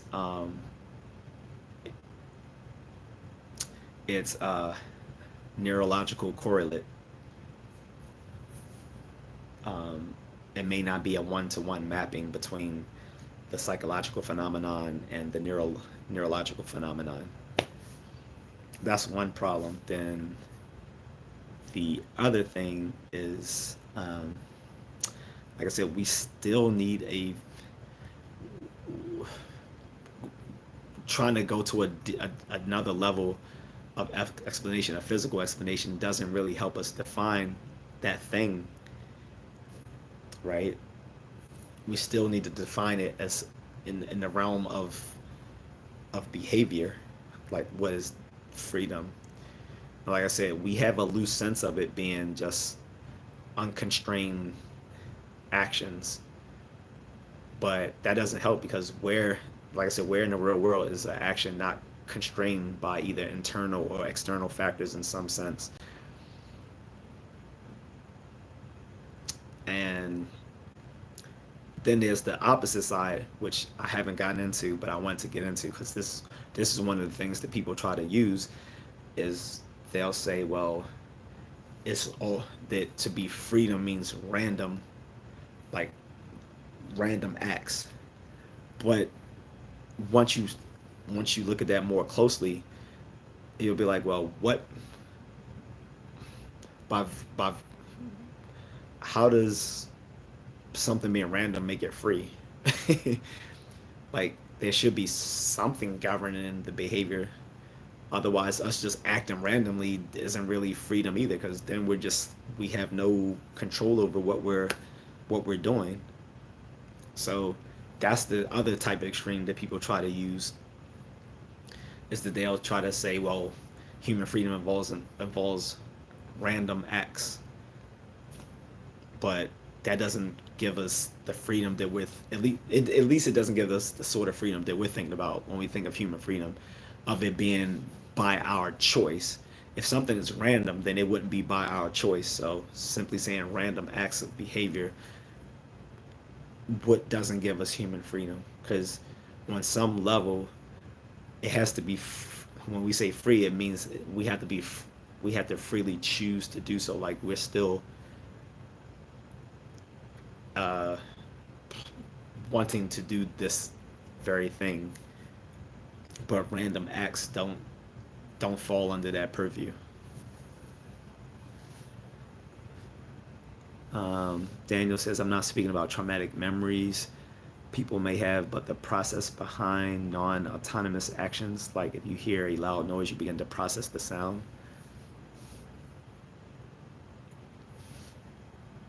Hmm. Well, I mean, that just gets into perception. We observe all sorts of things all the time, but we don't always process like it. A lot of things don't filter down into our working memory. Otherwise, we'd be inundated with constant sensory data, sensory input. Like we have tons of sensory experiences going on right now. All talking together on the stream, hearing the things going on about us, whether we just hear the AC blowing, we hear the traffic, we can smell food cooking, um, we feel the clothes on our skin. Uh, every, everything. There's like so much sensory input, we can't process it all at the same all at once. Um, so I'm not sure where that gets us in this conversation per se.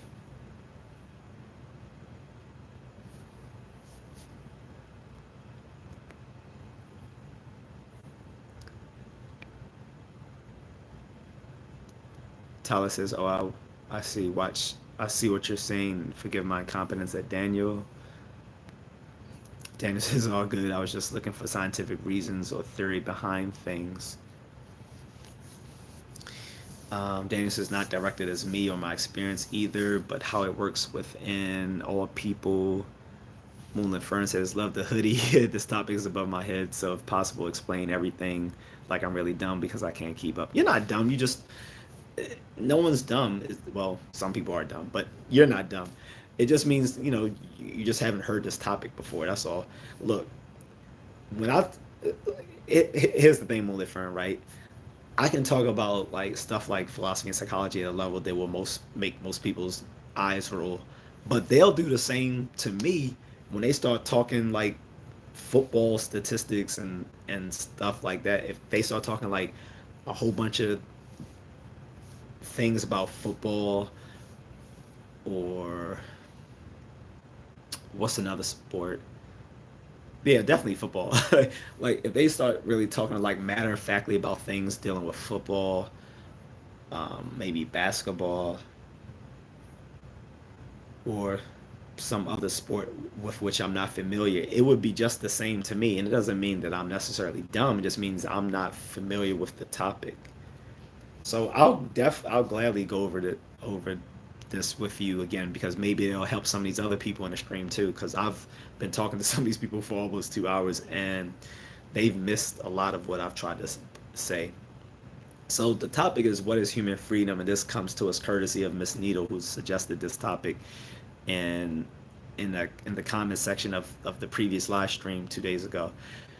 Um, and so what I was saying, Mulifern, is the problem with asking what is human freedom is that there's no mutually agreeable sense of what we're even talking about. And this isn't a problem of us. This is a problem of the very nature of the concept, because people have literally been trying to explain what human freedom is since the times of Plato. For Plato, he would have just said that it's beyond our understanding, because what freedom involves is in the realm of ideals, which is this sort of like existence beyond nature, in which all perfect concepts and ideas lie. So if we were like, the only way to really know what justice is, or freedom, or knowledge, all these things exist within the realm of ideals, right? That doesn't really help us here. So you skip forward a few hundred years, I mean, well, about 2,000 years into like modern history around the 1500s, the late 1500s, 16 and 1600s, and we start having these modern philosophers talk about freedom, and its capacity of us, how we behave and stuff like that. And you get into these different concepts, moonlit fern.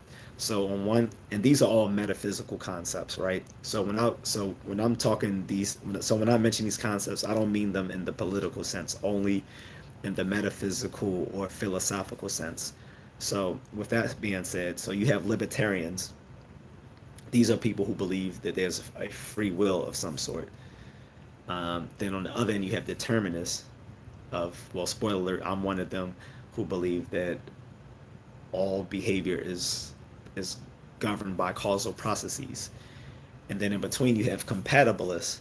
Compatibilists can be a variant of libertarian, or a variant of believe that they both exist. And then you can break down determinists as hard determinists or soft determinists. Hard determinists are people who believe everything is causally governed by natural processes, and there's no role for free will or anything else outside of the laws of science. And these people would be considered incompatibilists, right? Then there's the soft determinists, who are a type of compatibilists, who believe that yes, everything is explained through deterministic processes, but that their free will still exists. Um, then, like I said, then you have incompatibilist libertarians who believe that there's free will and that there's no uh, deterministic role to nature, right? Whereas there are other compatibilist libertarians who believe, well, yeah, they're that, the nature is law-like and governed by causal processes, but human nature is exempt from it. Um, then you have these people called fatalists who believe that not only is all of nature deterministic, including human behavior, but that it doesn't even matter what you do, because everything is predetermined and will happen the way it was supposed to happen in any case, no matter whether you do nothing or whatever you do. It's all going according to plan. um, and like I said, there's even more nuanced views than that, but I think that's good enough for this conversation, right? Um, for my own stance, I'm not a compatibilist, and I'm not a libertarian. I'm a determinist, but I'm not a hard determinist, because hard determinism only worked in the realm of Newton and Simon Laplace, where we thought that everything was um, very causal. But since we know that the ultimate nature of reality is probabilistic, that's the best we can work with, a sort of probabilistic determinism. But it, whether it's probabilistic or not, it really gives no, there's really no role for free will in a scientific explanation of human behavior. It's basically a cheat card, like saying, okay, well, all of nature is deterministic except for human behavior, for some reason. it sounds quasi-religious to kind of give human behavior an exemption, whereas all the other animals and everything else are causally determined, but our behavior isn't. It sounds a little bit of it like a cheat card.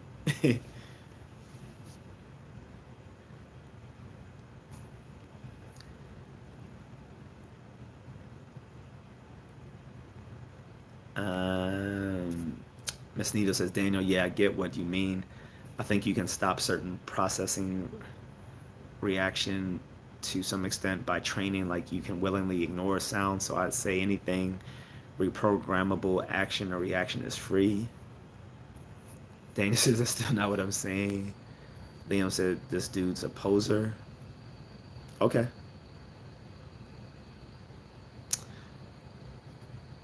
If you feel that way, why are you still in the stream?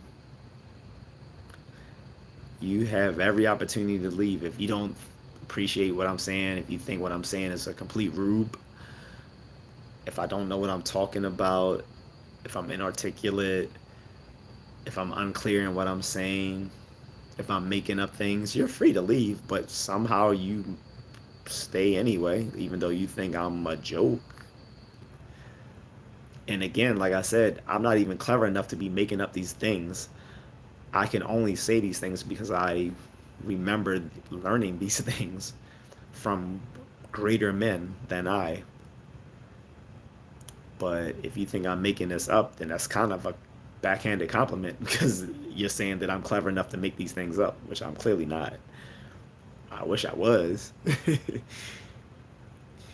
Daniel says, I meant unlearned behaviors, not a free will, that occur and cause reaction in the human body and mind, like flight or flight.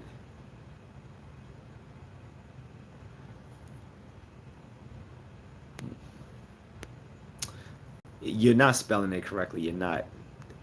It's sophistry, not sophisty.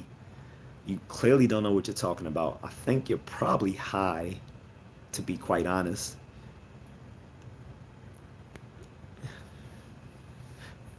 Tyler Cromer says, I don't think it's human freedom, more or so human rights given to us by the maker, him or herself. Miss Nita says, Daniel, so you're basically touching on why the human body is designed the way it is in a way. Daniel says, in a sense. You don't even want to go down that rabbit hole because if you, anyone who's taken anatomy and physiology know that the human body is built very poorly. um, through the human body has become perfected through evolution to be better. That, but we see things that clearly just are dumb designs in the body, like they're clearly not intelligent to design. Case in point, the bladder. So who was it intelligent to put a fucking, excuse my French, put a fucking bladder in in the pits of our stomach? There's basically just a balloon that expands with water, or for like both the back end and the front end of our excretory system. So we basically have trap doors. Once enough things press on that trap door, it involuntarily opens. Not the best. I'm sorry. I'm pretty sure if humans were designed by, like, say, mechanical engineers, they would have done a better design. They would have designed humans much better than evolution did. So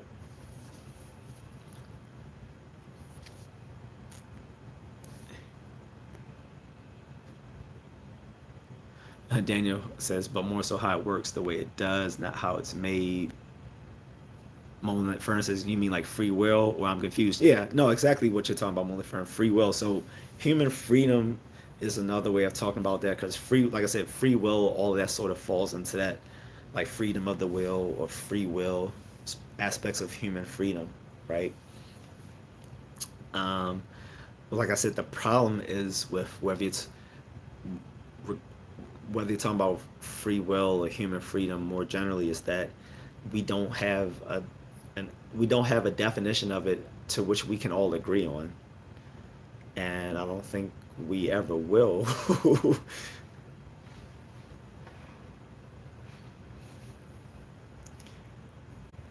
Daniel says the free will behind voluntary or non-autonomous reactions.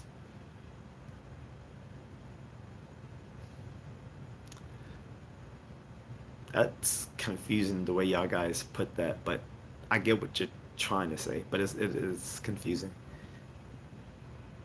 Daniel says, is there freedom of will in that, or is it something bigger?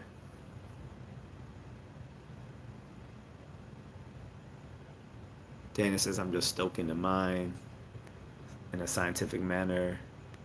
Star Smoth says, you were in the U.S. Army. Yes, I was.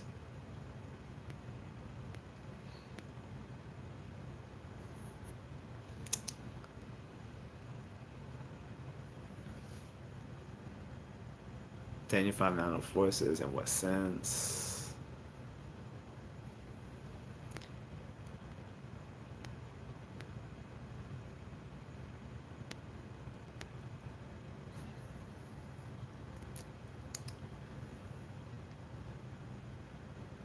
Daniel 5904 says, mental dynamics of freedom and free will was the start when I joined. Not mental dynamics. We're just simply talking about what is human freedom. We don't have to get into a. We don't have to get into a. Into the processes that make up human freedom. Just simply what it is. And that was kind of what people don't get, is that the problem that we can't even define it is part of the whole problem of talking about human freedom in the first place. That's the whole. That is the rub, guys. That is the rub. Like the question in itself is problematic because it presupposes that the content itself has meaning. And I'm not sure that it does.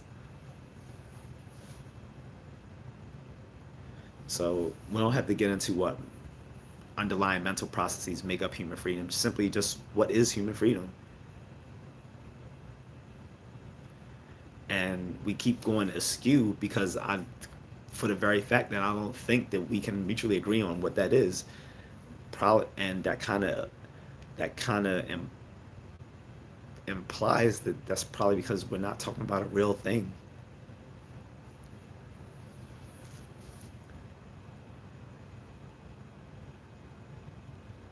Liam says there isn't a more fatal version of determinism. Yeah, I think you're high, dude. That's not what I said. It's the the view I said is called fatalism. Fatalism. It is an extremist version of hard determinism, which says that not only is everything determined, predetermined through different causal processes, but it doesn't in the end matter what you do at all, because everything will happen the way it's supposed to happen in any given sense. That is fatalism. You clearly don't listen, or you're high.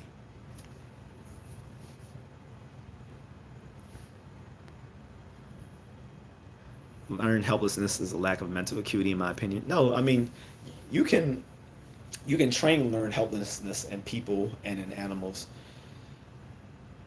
So, for instance, like if you put if you put an animal in a old-fashioned Skinnerian box, um, and no matter what they do, they receive shocks. Like if you train them to perform a task and they perform it poorly, you shock them.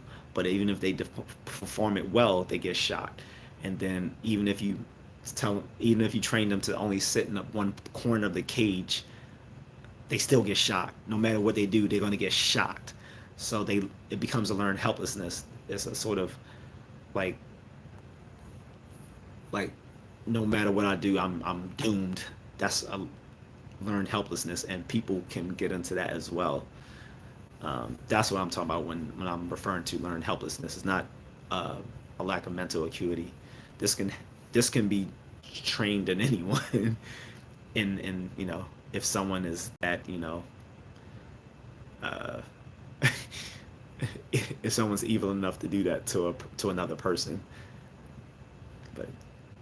but we have seen learned helplessness in actual history. I mean, we can go to people coming from war torn countries, right? Um, like I said, we don't even have to go back to World War II with the Holocaust. We can go to recent times with people live in war ravaged places, and it's like there's a sort of learned helplessness when you live in these environments. So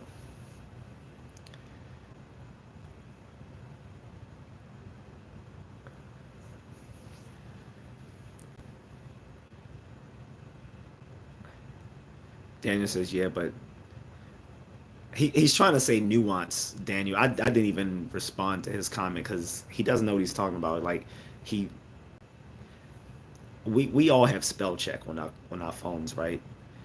But he refused to accurately ever say use the word sophistry. Now he's trying to say nuance and he's spelling it as nuisance. He is the nuisance. That must have been a Freudian slip of his. He's the very nuisance because like I said, I think he's high at this point.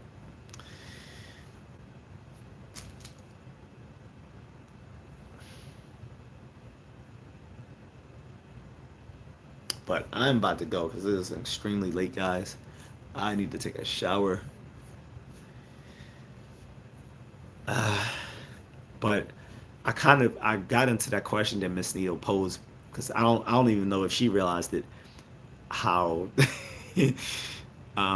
the I don't think maybe she did though, to her credit, but I'm not sure if she knew that very question presupposes so many other things that it kind of presupposes the problem with the question itself that we can't even agree on how to define what it is to say whether it exists or not.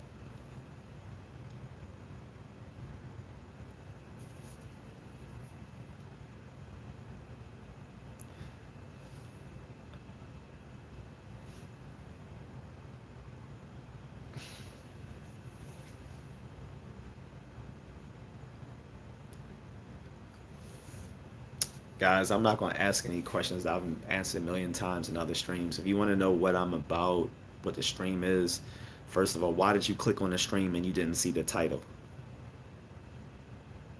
That's your fault. Second, if you want to know more about my stream or my channel generally, why didn't you look at the description before you just hopped in? It shows a lack of judgment on your part that you just randomly hop into a stream and say, oh, okay, what's going on here? Who does that? That's weird.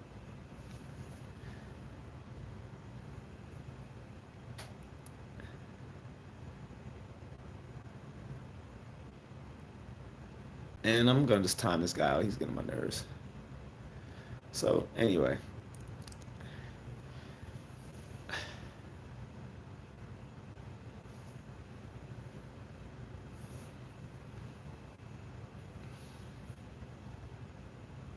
Daenerys says, if they are real, we will never know.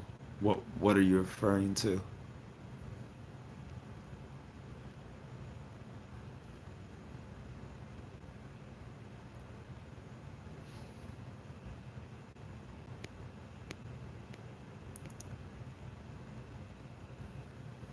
Daniel says, sounds like Plato was off the alum. So here's the thing: all as many philosophers have admitted to this day, almost all of Western philosophy is but a footnote to philosophy. Everything we discussed today was either directly or indirectly talked about him by him, like like almost 3,000 years ago. Uh, cynically, one might say that just means we never made any progress. And that might be a fair criticism, although it's not true. However, no, it's Plato. You gotta realize Plato lived in a time before we have all the stuff that we know now. So it may sound crazy what he was saying then, but remember that's only in hindsight of all the knowledge and insight we've had from Plato and everyone who's came after him since. It's not completely off the mark to say that, hey, maybe these things that we think about and can't understand simply exist on a level that's beyond human understanding. That's not completely out of line to think that, especially given how little they knew back then. It's not an absurd idea. It may be wrong. It might have been ultimately a wrong idea, but it wasn't an absurd one. Like I said, we can speak with the hindsight of knowing so many things, and even the things we don't know are within our virtual fingertips. We can ask Google or Bing just about any question, and now that they've added these AI into Google and Bing, now it's even more intricate than it was before. Like these are we're we're walking around with the Library of Alexandria in our pockets. uh, they didn't, but Plato didn't have that. They didn't have much. He didn't have much to build on prior to him, other than the pre-Socratic philosophers and mathematicians. That's all there were. And then by and large, most people were just religious people. They weren't given any insight to how the world actually works. I mean, there was an Aristotle. There were religious scholars who, even though they were Aristotelian, would believe that things like the world the world moves around because of the flutterings of the wings of angels, stuff like that. That doesn't really help give us an explanation of how the world actually works. So I don't think Plato was delusional just because he had these ideas. And to be sure, some of his ideas on the world of ideals kind of still exist in the mathematics. There are Platonist mathematicians who believe that not only do things like numbers, sets, and propositions and relations and stuff like that like exist, but they may argue that these things don't exist within the natural world, but they somehow exist in this mathematical realm to completely divorced from the physical world, which is an idea stemming directly back to Plato. And there are many of mathematicians that would think something of that nature. So again, Plato wasn't being that absurd.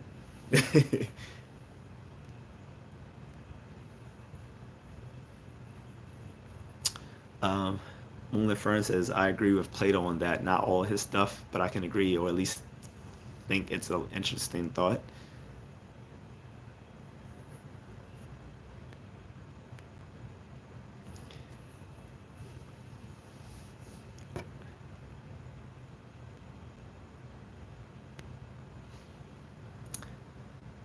All right, let me get rid of Star Moth, whatever his name is.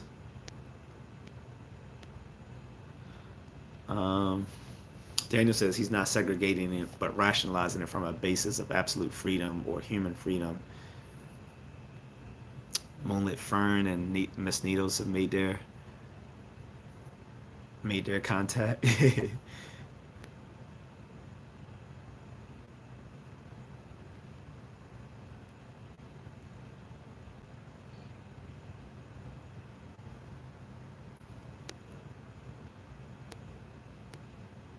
uh, Daniel says inherently there has to be some sort of God that has created us. Not really, because again, that gets into an infinite regress, Daniel. Because then you'll say, well, then who created God? And then whatever answer to that is, then who created that thing? Then who created that thing? They created that thing. They created God, and and so on ad infinitum. It's an infinite regress. You don't. Again, you don't. You don't solve a question by adding another element that also needs to be explained itself, that leads to more questions. And that's not to say you have to be an atheist on this matter at all. That's not what I'm saying. I am an atheist, but that's not why I'm saying it. The problem is simply adding God to the mix doesn't solve anything. And there are theologians that would agree with me, um, like people like St. Thomas Aquinas, who is saying simply using the term God doesn't isn't a free for all to get you out of any sort of logical quandary. Like using the term God doesn't isn't a cheat card for getting you out of things that go beyond logical possibility, right? I'm not saying that's what you're doing, by the way. But what I'm saying is, uh, there are theologians that would also agree that you can't simply just add God to something and that solves an issue. It doesn't, because like I said, just an example that I've given, like I said, it can lead to an infinite regress of causality. Then you'll say, well, what is the there's an ultimate cause to all things, and that very thing is God. Okay, so we're gonna if we go from the original cause argument, then God is whatever is the original cause of all these other causes. However, that doesn't give you the Judeo-Christian God. It just gives you some sort of concept which we can just loosely call God. That does that's the cheat code. That doesn't really work. Let me get rid of this guy too.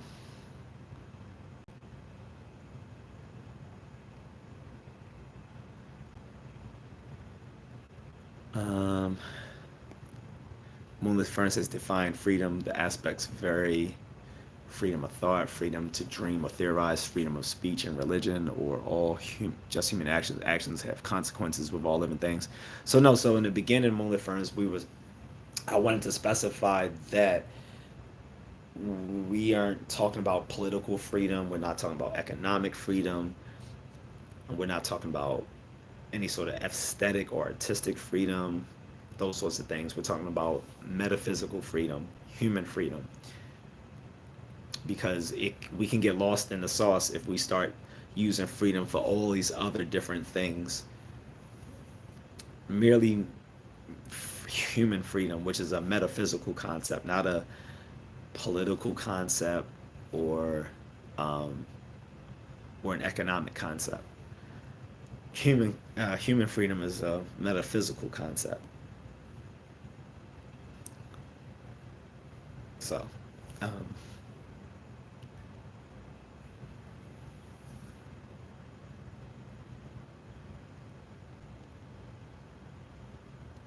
mm,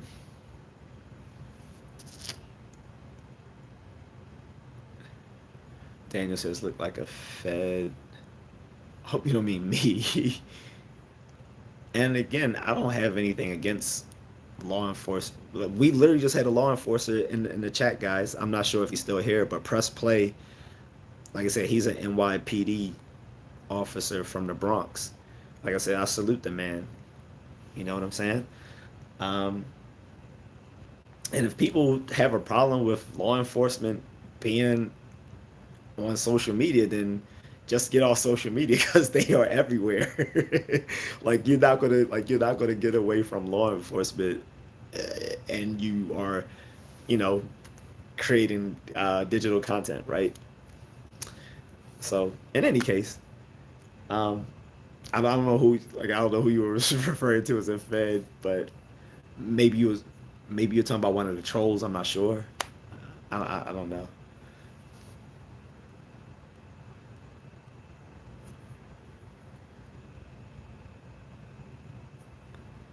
Moon the Fern says Cash App or buy him a coffee star if you keep repeating that question. I ended up just ultimately like timing him out. I didn't even ban him. I just timed him out because he was being very trollish. Daniel Finine enforces properties as a non-existent. Properties doesn't mean non-existent.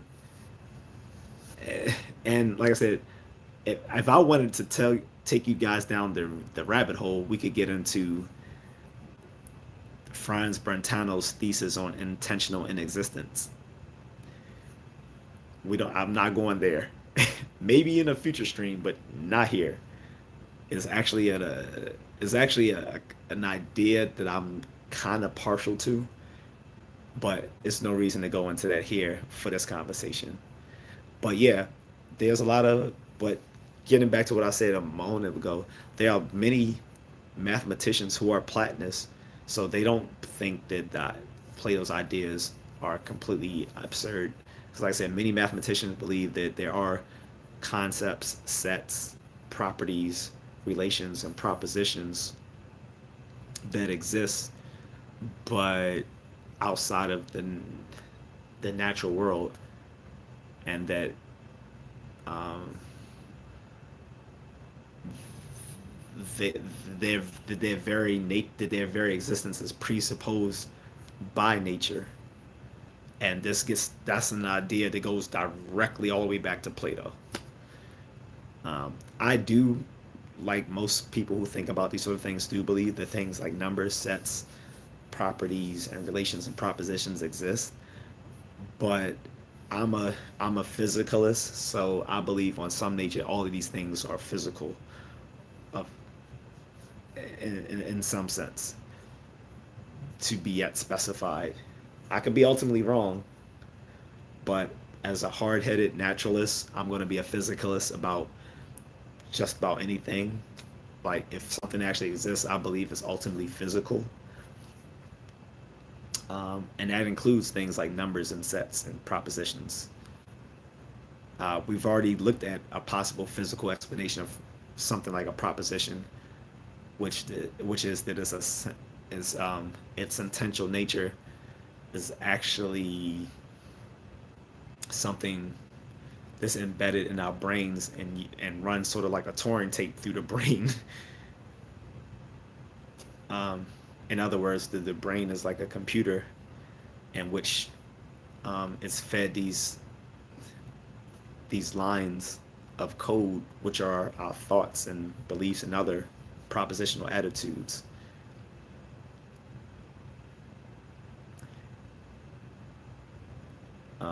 Better call Brandy. All right, so I'm gonna answer you because you've been leaving a lot of comments. You said, "What the f is a mind brain?"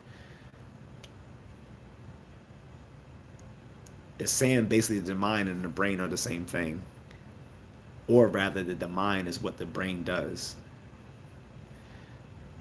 If you want a more heady way of explaining it, I've just done it like an hour ago, but I'll say it again. Like I said, the mind is supervenient on the brain, but it has its own emergent properties, which means these emergent properties exist because that the mind is supervenient, has a supervenient status on the brain. But these emergent properties only exist when we're talking about the mind, not of the brain itself. So that is the mind brain. The brain and the mind is just, you can talk about either or, but simply the mind is what the brain does.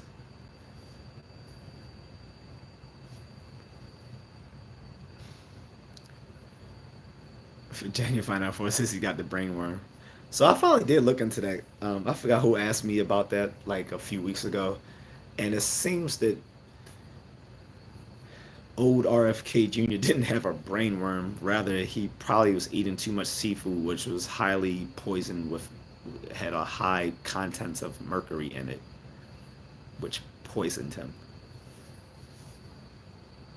What's up, Nick? So the topic is what is human freedom, and I've suggested that we're probably not going to get into what we're not going to accurately be able to say what human freedom is, because it's hard to mutually agree on what that is on, and that's always been the case, which is sort of a key in believing that it's probably because it's undefinable, it's probably indefinable, meaning it doesn't exist.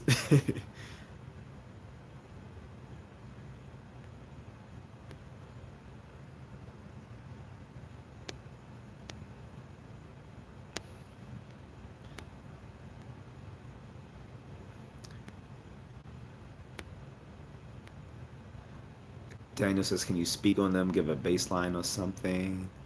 Not sure what you're referring to. That's not a baseline for creating a conversation.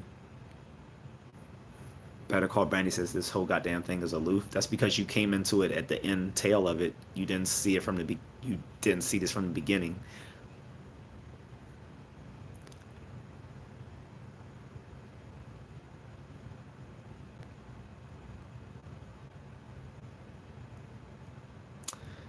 Nick, I already timed those people out or banned them, so I don't even care what they say.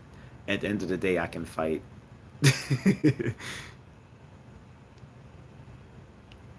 I always warn people I'm not the usual YouTuber. I can fight in real life, and I keep those tools on me. So, uh, I you know prey on that person that is stupid enough to come into Baltimore and actually challenge me.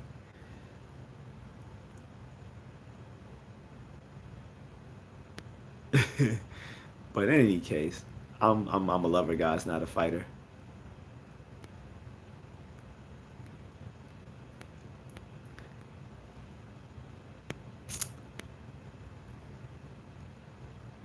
No reply says the baseline for creating conversation is imagination.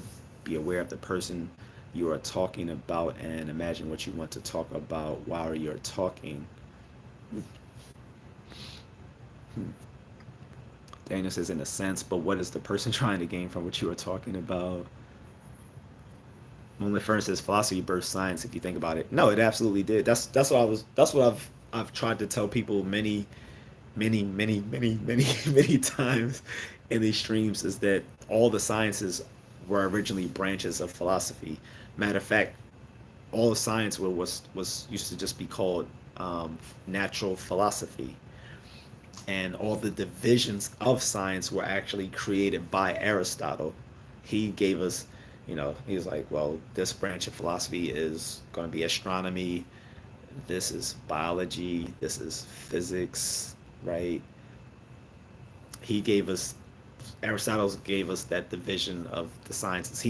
He's sort of like the grandfather of science, where he attempted to do empirical philosophy, which would be science. How well he did that is a good question, because a lot of people think that after the fall of the Roman Empire, where basically the only academic thought was Aristotelian thought, that kind of set the world behind 1,000 years. So, in any case, um, yeah, all branches of science and engineering came from philosophy at one point. Like I said, the newest addition to science that just came out of philosophy, but is still tethered very closely to philosophy, is cognitive science. Like it's an interdisciplinary field, which spreads from philosophy of mind to cognitive psychology to neurobiology to linguistics, um, ethnology, and stuff, other things. So, I mean, not ethnology. I'm sorry, ethology.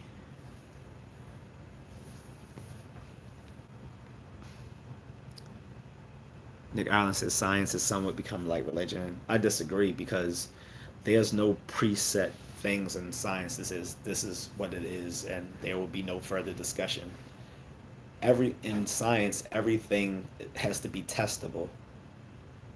All our claims have to be testable, and even some claims that aren't directly tested are always indirectly tested because of a sort of thing called confirmation holism. When you test one thing, it tests all the presupposed things that go along with that thing as well. That's confirmation holism. And like I said, you'll quickly learn in any science class that you can't just ask any question. Like, it has to be testable.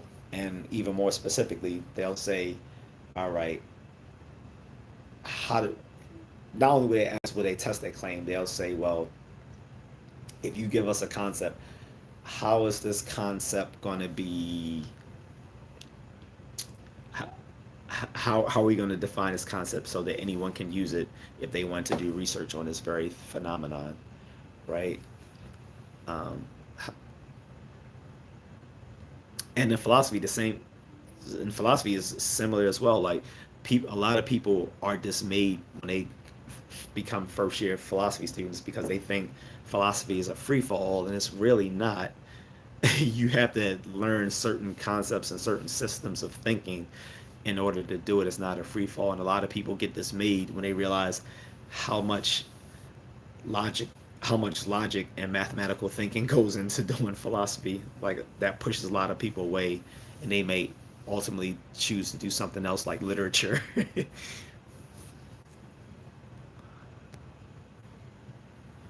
Miss Nita says many scientists were Christian, actually.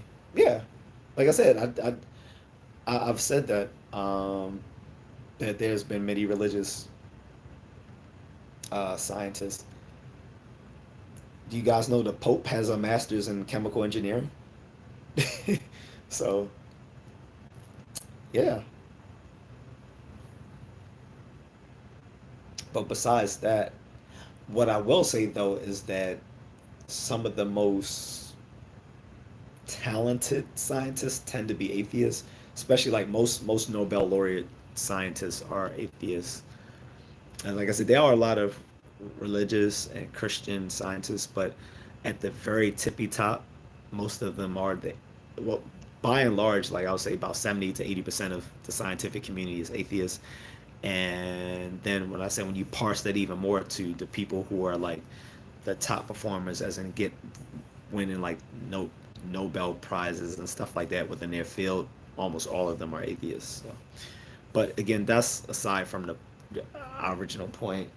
What I'm getting to, since we're 2.5 hours in, is that we can't really define human freedom because it's a very nebulous concept, which refers to a phenomena that we can't really say exists. And this is after 3,000 years of exploration on the topic by much smarter people than all of us put together. And that there's literally mountains of literature debating the the merits of libertarianism, metaphysical libertarianism, not political, metaphysical libertarianism versus determinism, and all the different variants in between that come between those two ideas.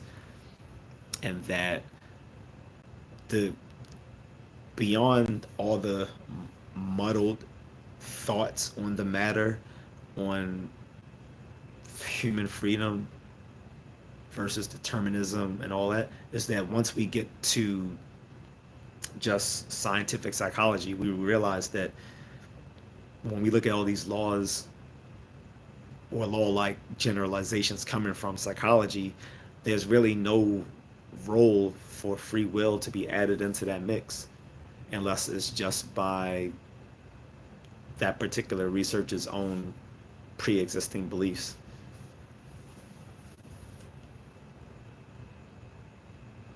Better Call Brandon says he's trying to gain donations, nothing deep in that.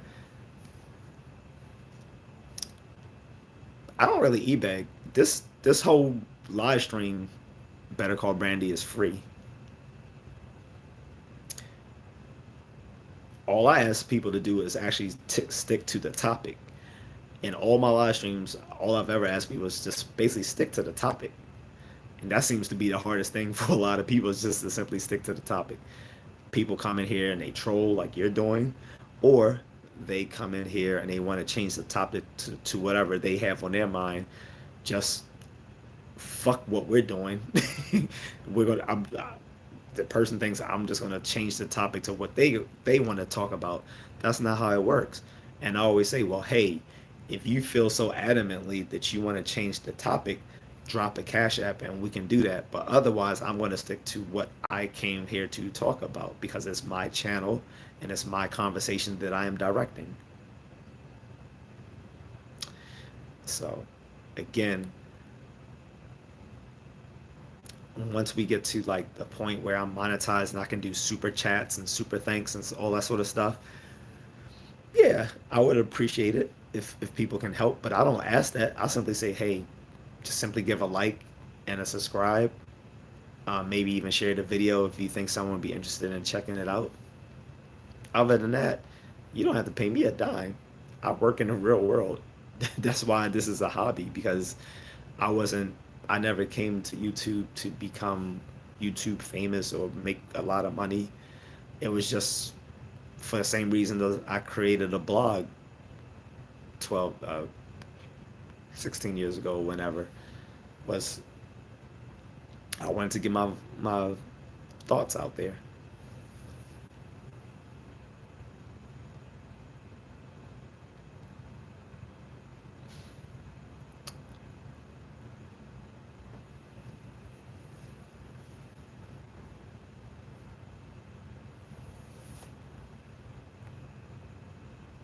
I see you, dog says, you don't know what you're talking about. Everyone, please do your research. This guy trying to sound smart.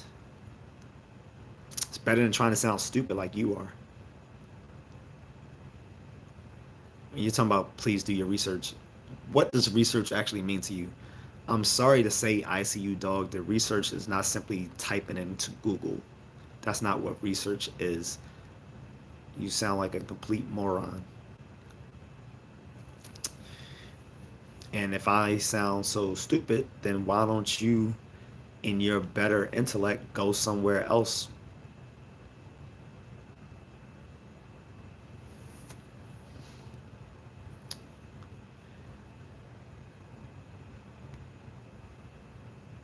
Blame Dirty says you're constrained by the elites. Earth provides everything for mankind. This can go deep in history, the subject I'm on top of.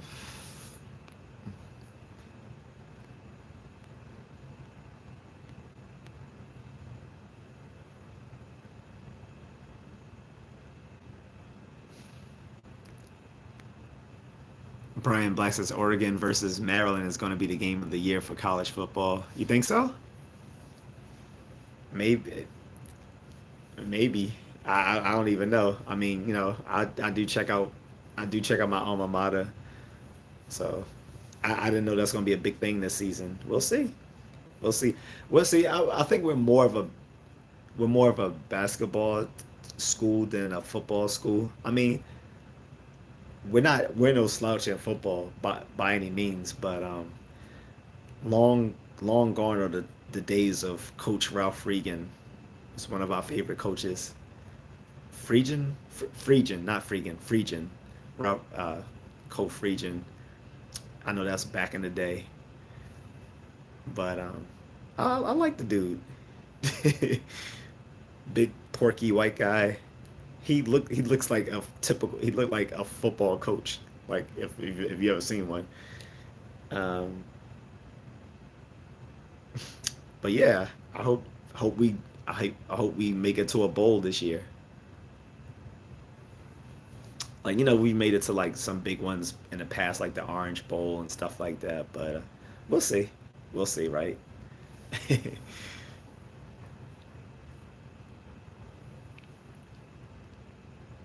Miss Nita says, Daniel, so laws by higher ups can't constrain you. I mean, sure, you can break them and then get locked up. So that's at least being constrained physically then. Daniel says, yeah, but you are cherry picking now, as you have been doing a whole argument. If you break the law, or in a sense do wrong, you will be persecuted. If you don't break the law, how will you be constrained by higher ups? I'm guessing this is side conversation you guys were having, because I don't think I've really delved down that hole, other than when I was talking about the problem with letting people know that there are no that there isn't any human freedom. Sometimes that leads them to act very amorally. Amorally, as in um, without appeal to morals, not being immoral intentionally. Like, but anyway, um, Brian Black says, I feel attacked in his chat, and as a former protester for USC, this is absolutely unacceptable. Y'all need to do better. So I didn't get to see a lot of the back and forth, guys, because I timed out a lot of people, and then probably by the time that they've made a lot of ruckus in the stream, I can't see that stuff anymore unless I unhide it. But it's automatically done so once I time the person out. Ms. Nito says that the laws you don't break are in fact constraining you in some way, then you're already constrained by higher ups, aren't you? By the way, Miss Needle, when I actually clicked on your thing earlier today, when I saw the comments, I didn't know you. I think you may have mentioned you were in Germany, but I had no idea. Just random, I know. Daniel says, do you believe in having a community, Miss Needle? Or simply you should have absolute freedom to do what you want regardless of other human beings? I'll tell you one thing, even if you do believe in libertarianism, which is, believe in human freedom, I still don't think they get you absolute freedom. I'm not even sure what absolute freedom means. To me, absolute freedom might be just another way of talking about being random. And to me, random doesn't equal freedom, but opinions will differ. In any case, guys, I'm about to wrap it up. It is incredibly late. And I know this kind of conversation can go on ad nauseum, but I don't think it'll get us any further to where we want to be, just because I don't think by the very nature of the question it can get any further, which was kind of my whole point in the first place, is that that question will never get anywhere. That was the whole rub of the whole thing, is that question will never go anywhere because we don't know what it is that is the content of the question, which is human freedom. And Miss Nita says, Daniel, I believe community is necessary for humans to survive, and no, I don't agree that humans should live by do as they will, do as thy, yeah. And what Miss Nita is referring to is that there is a social contract that keeps us civilization going. This is actually part of my political and moral underpinnings, is that I believe in social contractarianism, which is that we all abide by unwritten rules that let us get along as a society, and that these unwritten rules are often what we say are morals. So,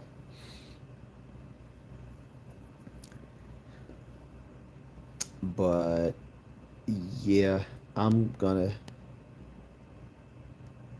end this here, guys. Phone's gonna die soon. Now I don't want to just cut out.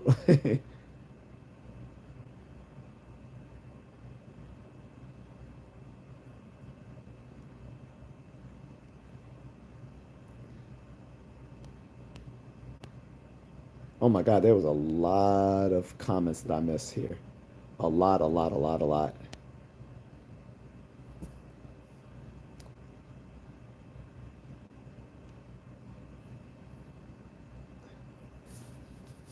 I know always people say I should get mods. Sometimes my wife does do moderation for me, but this is, like I said, this is just a vertical live stream. It's very informal, so there's really no need to put in place like formal mods for the super chats and like the actual like live chat discussions. Yeah, but for these vertical live streams, it wouldn't make sense to put in moderators just yet. that'll be for the super chats and the formal live chat, especially like when I bring in guests and stuff like that. I already have some plan. Then I will do that. But until then, it probably wouldn't make sense.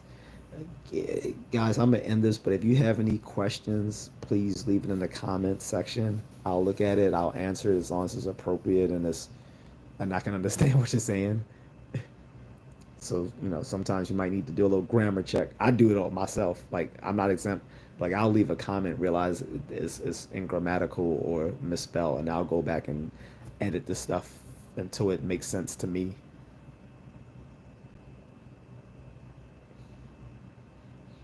But shout out to Miss Needle for giving the idea for this. I might use some more of her ideas too that she posted um, on a previous live stream. But in any case, guys, I'm gonna let you go. Um, very late, and the later it gets, the more trolls, because trolls seem to like to stay up late because they're losers in life, which explains why they act the way they do online.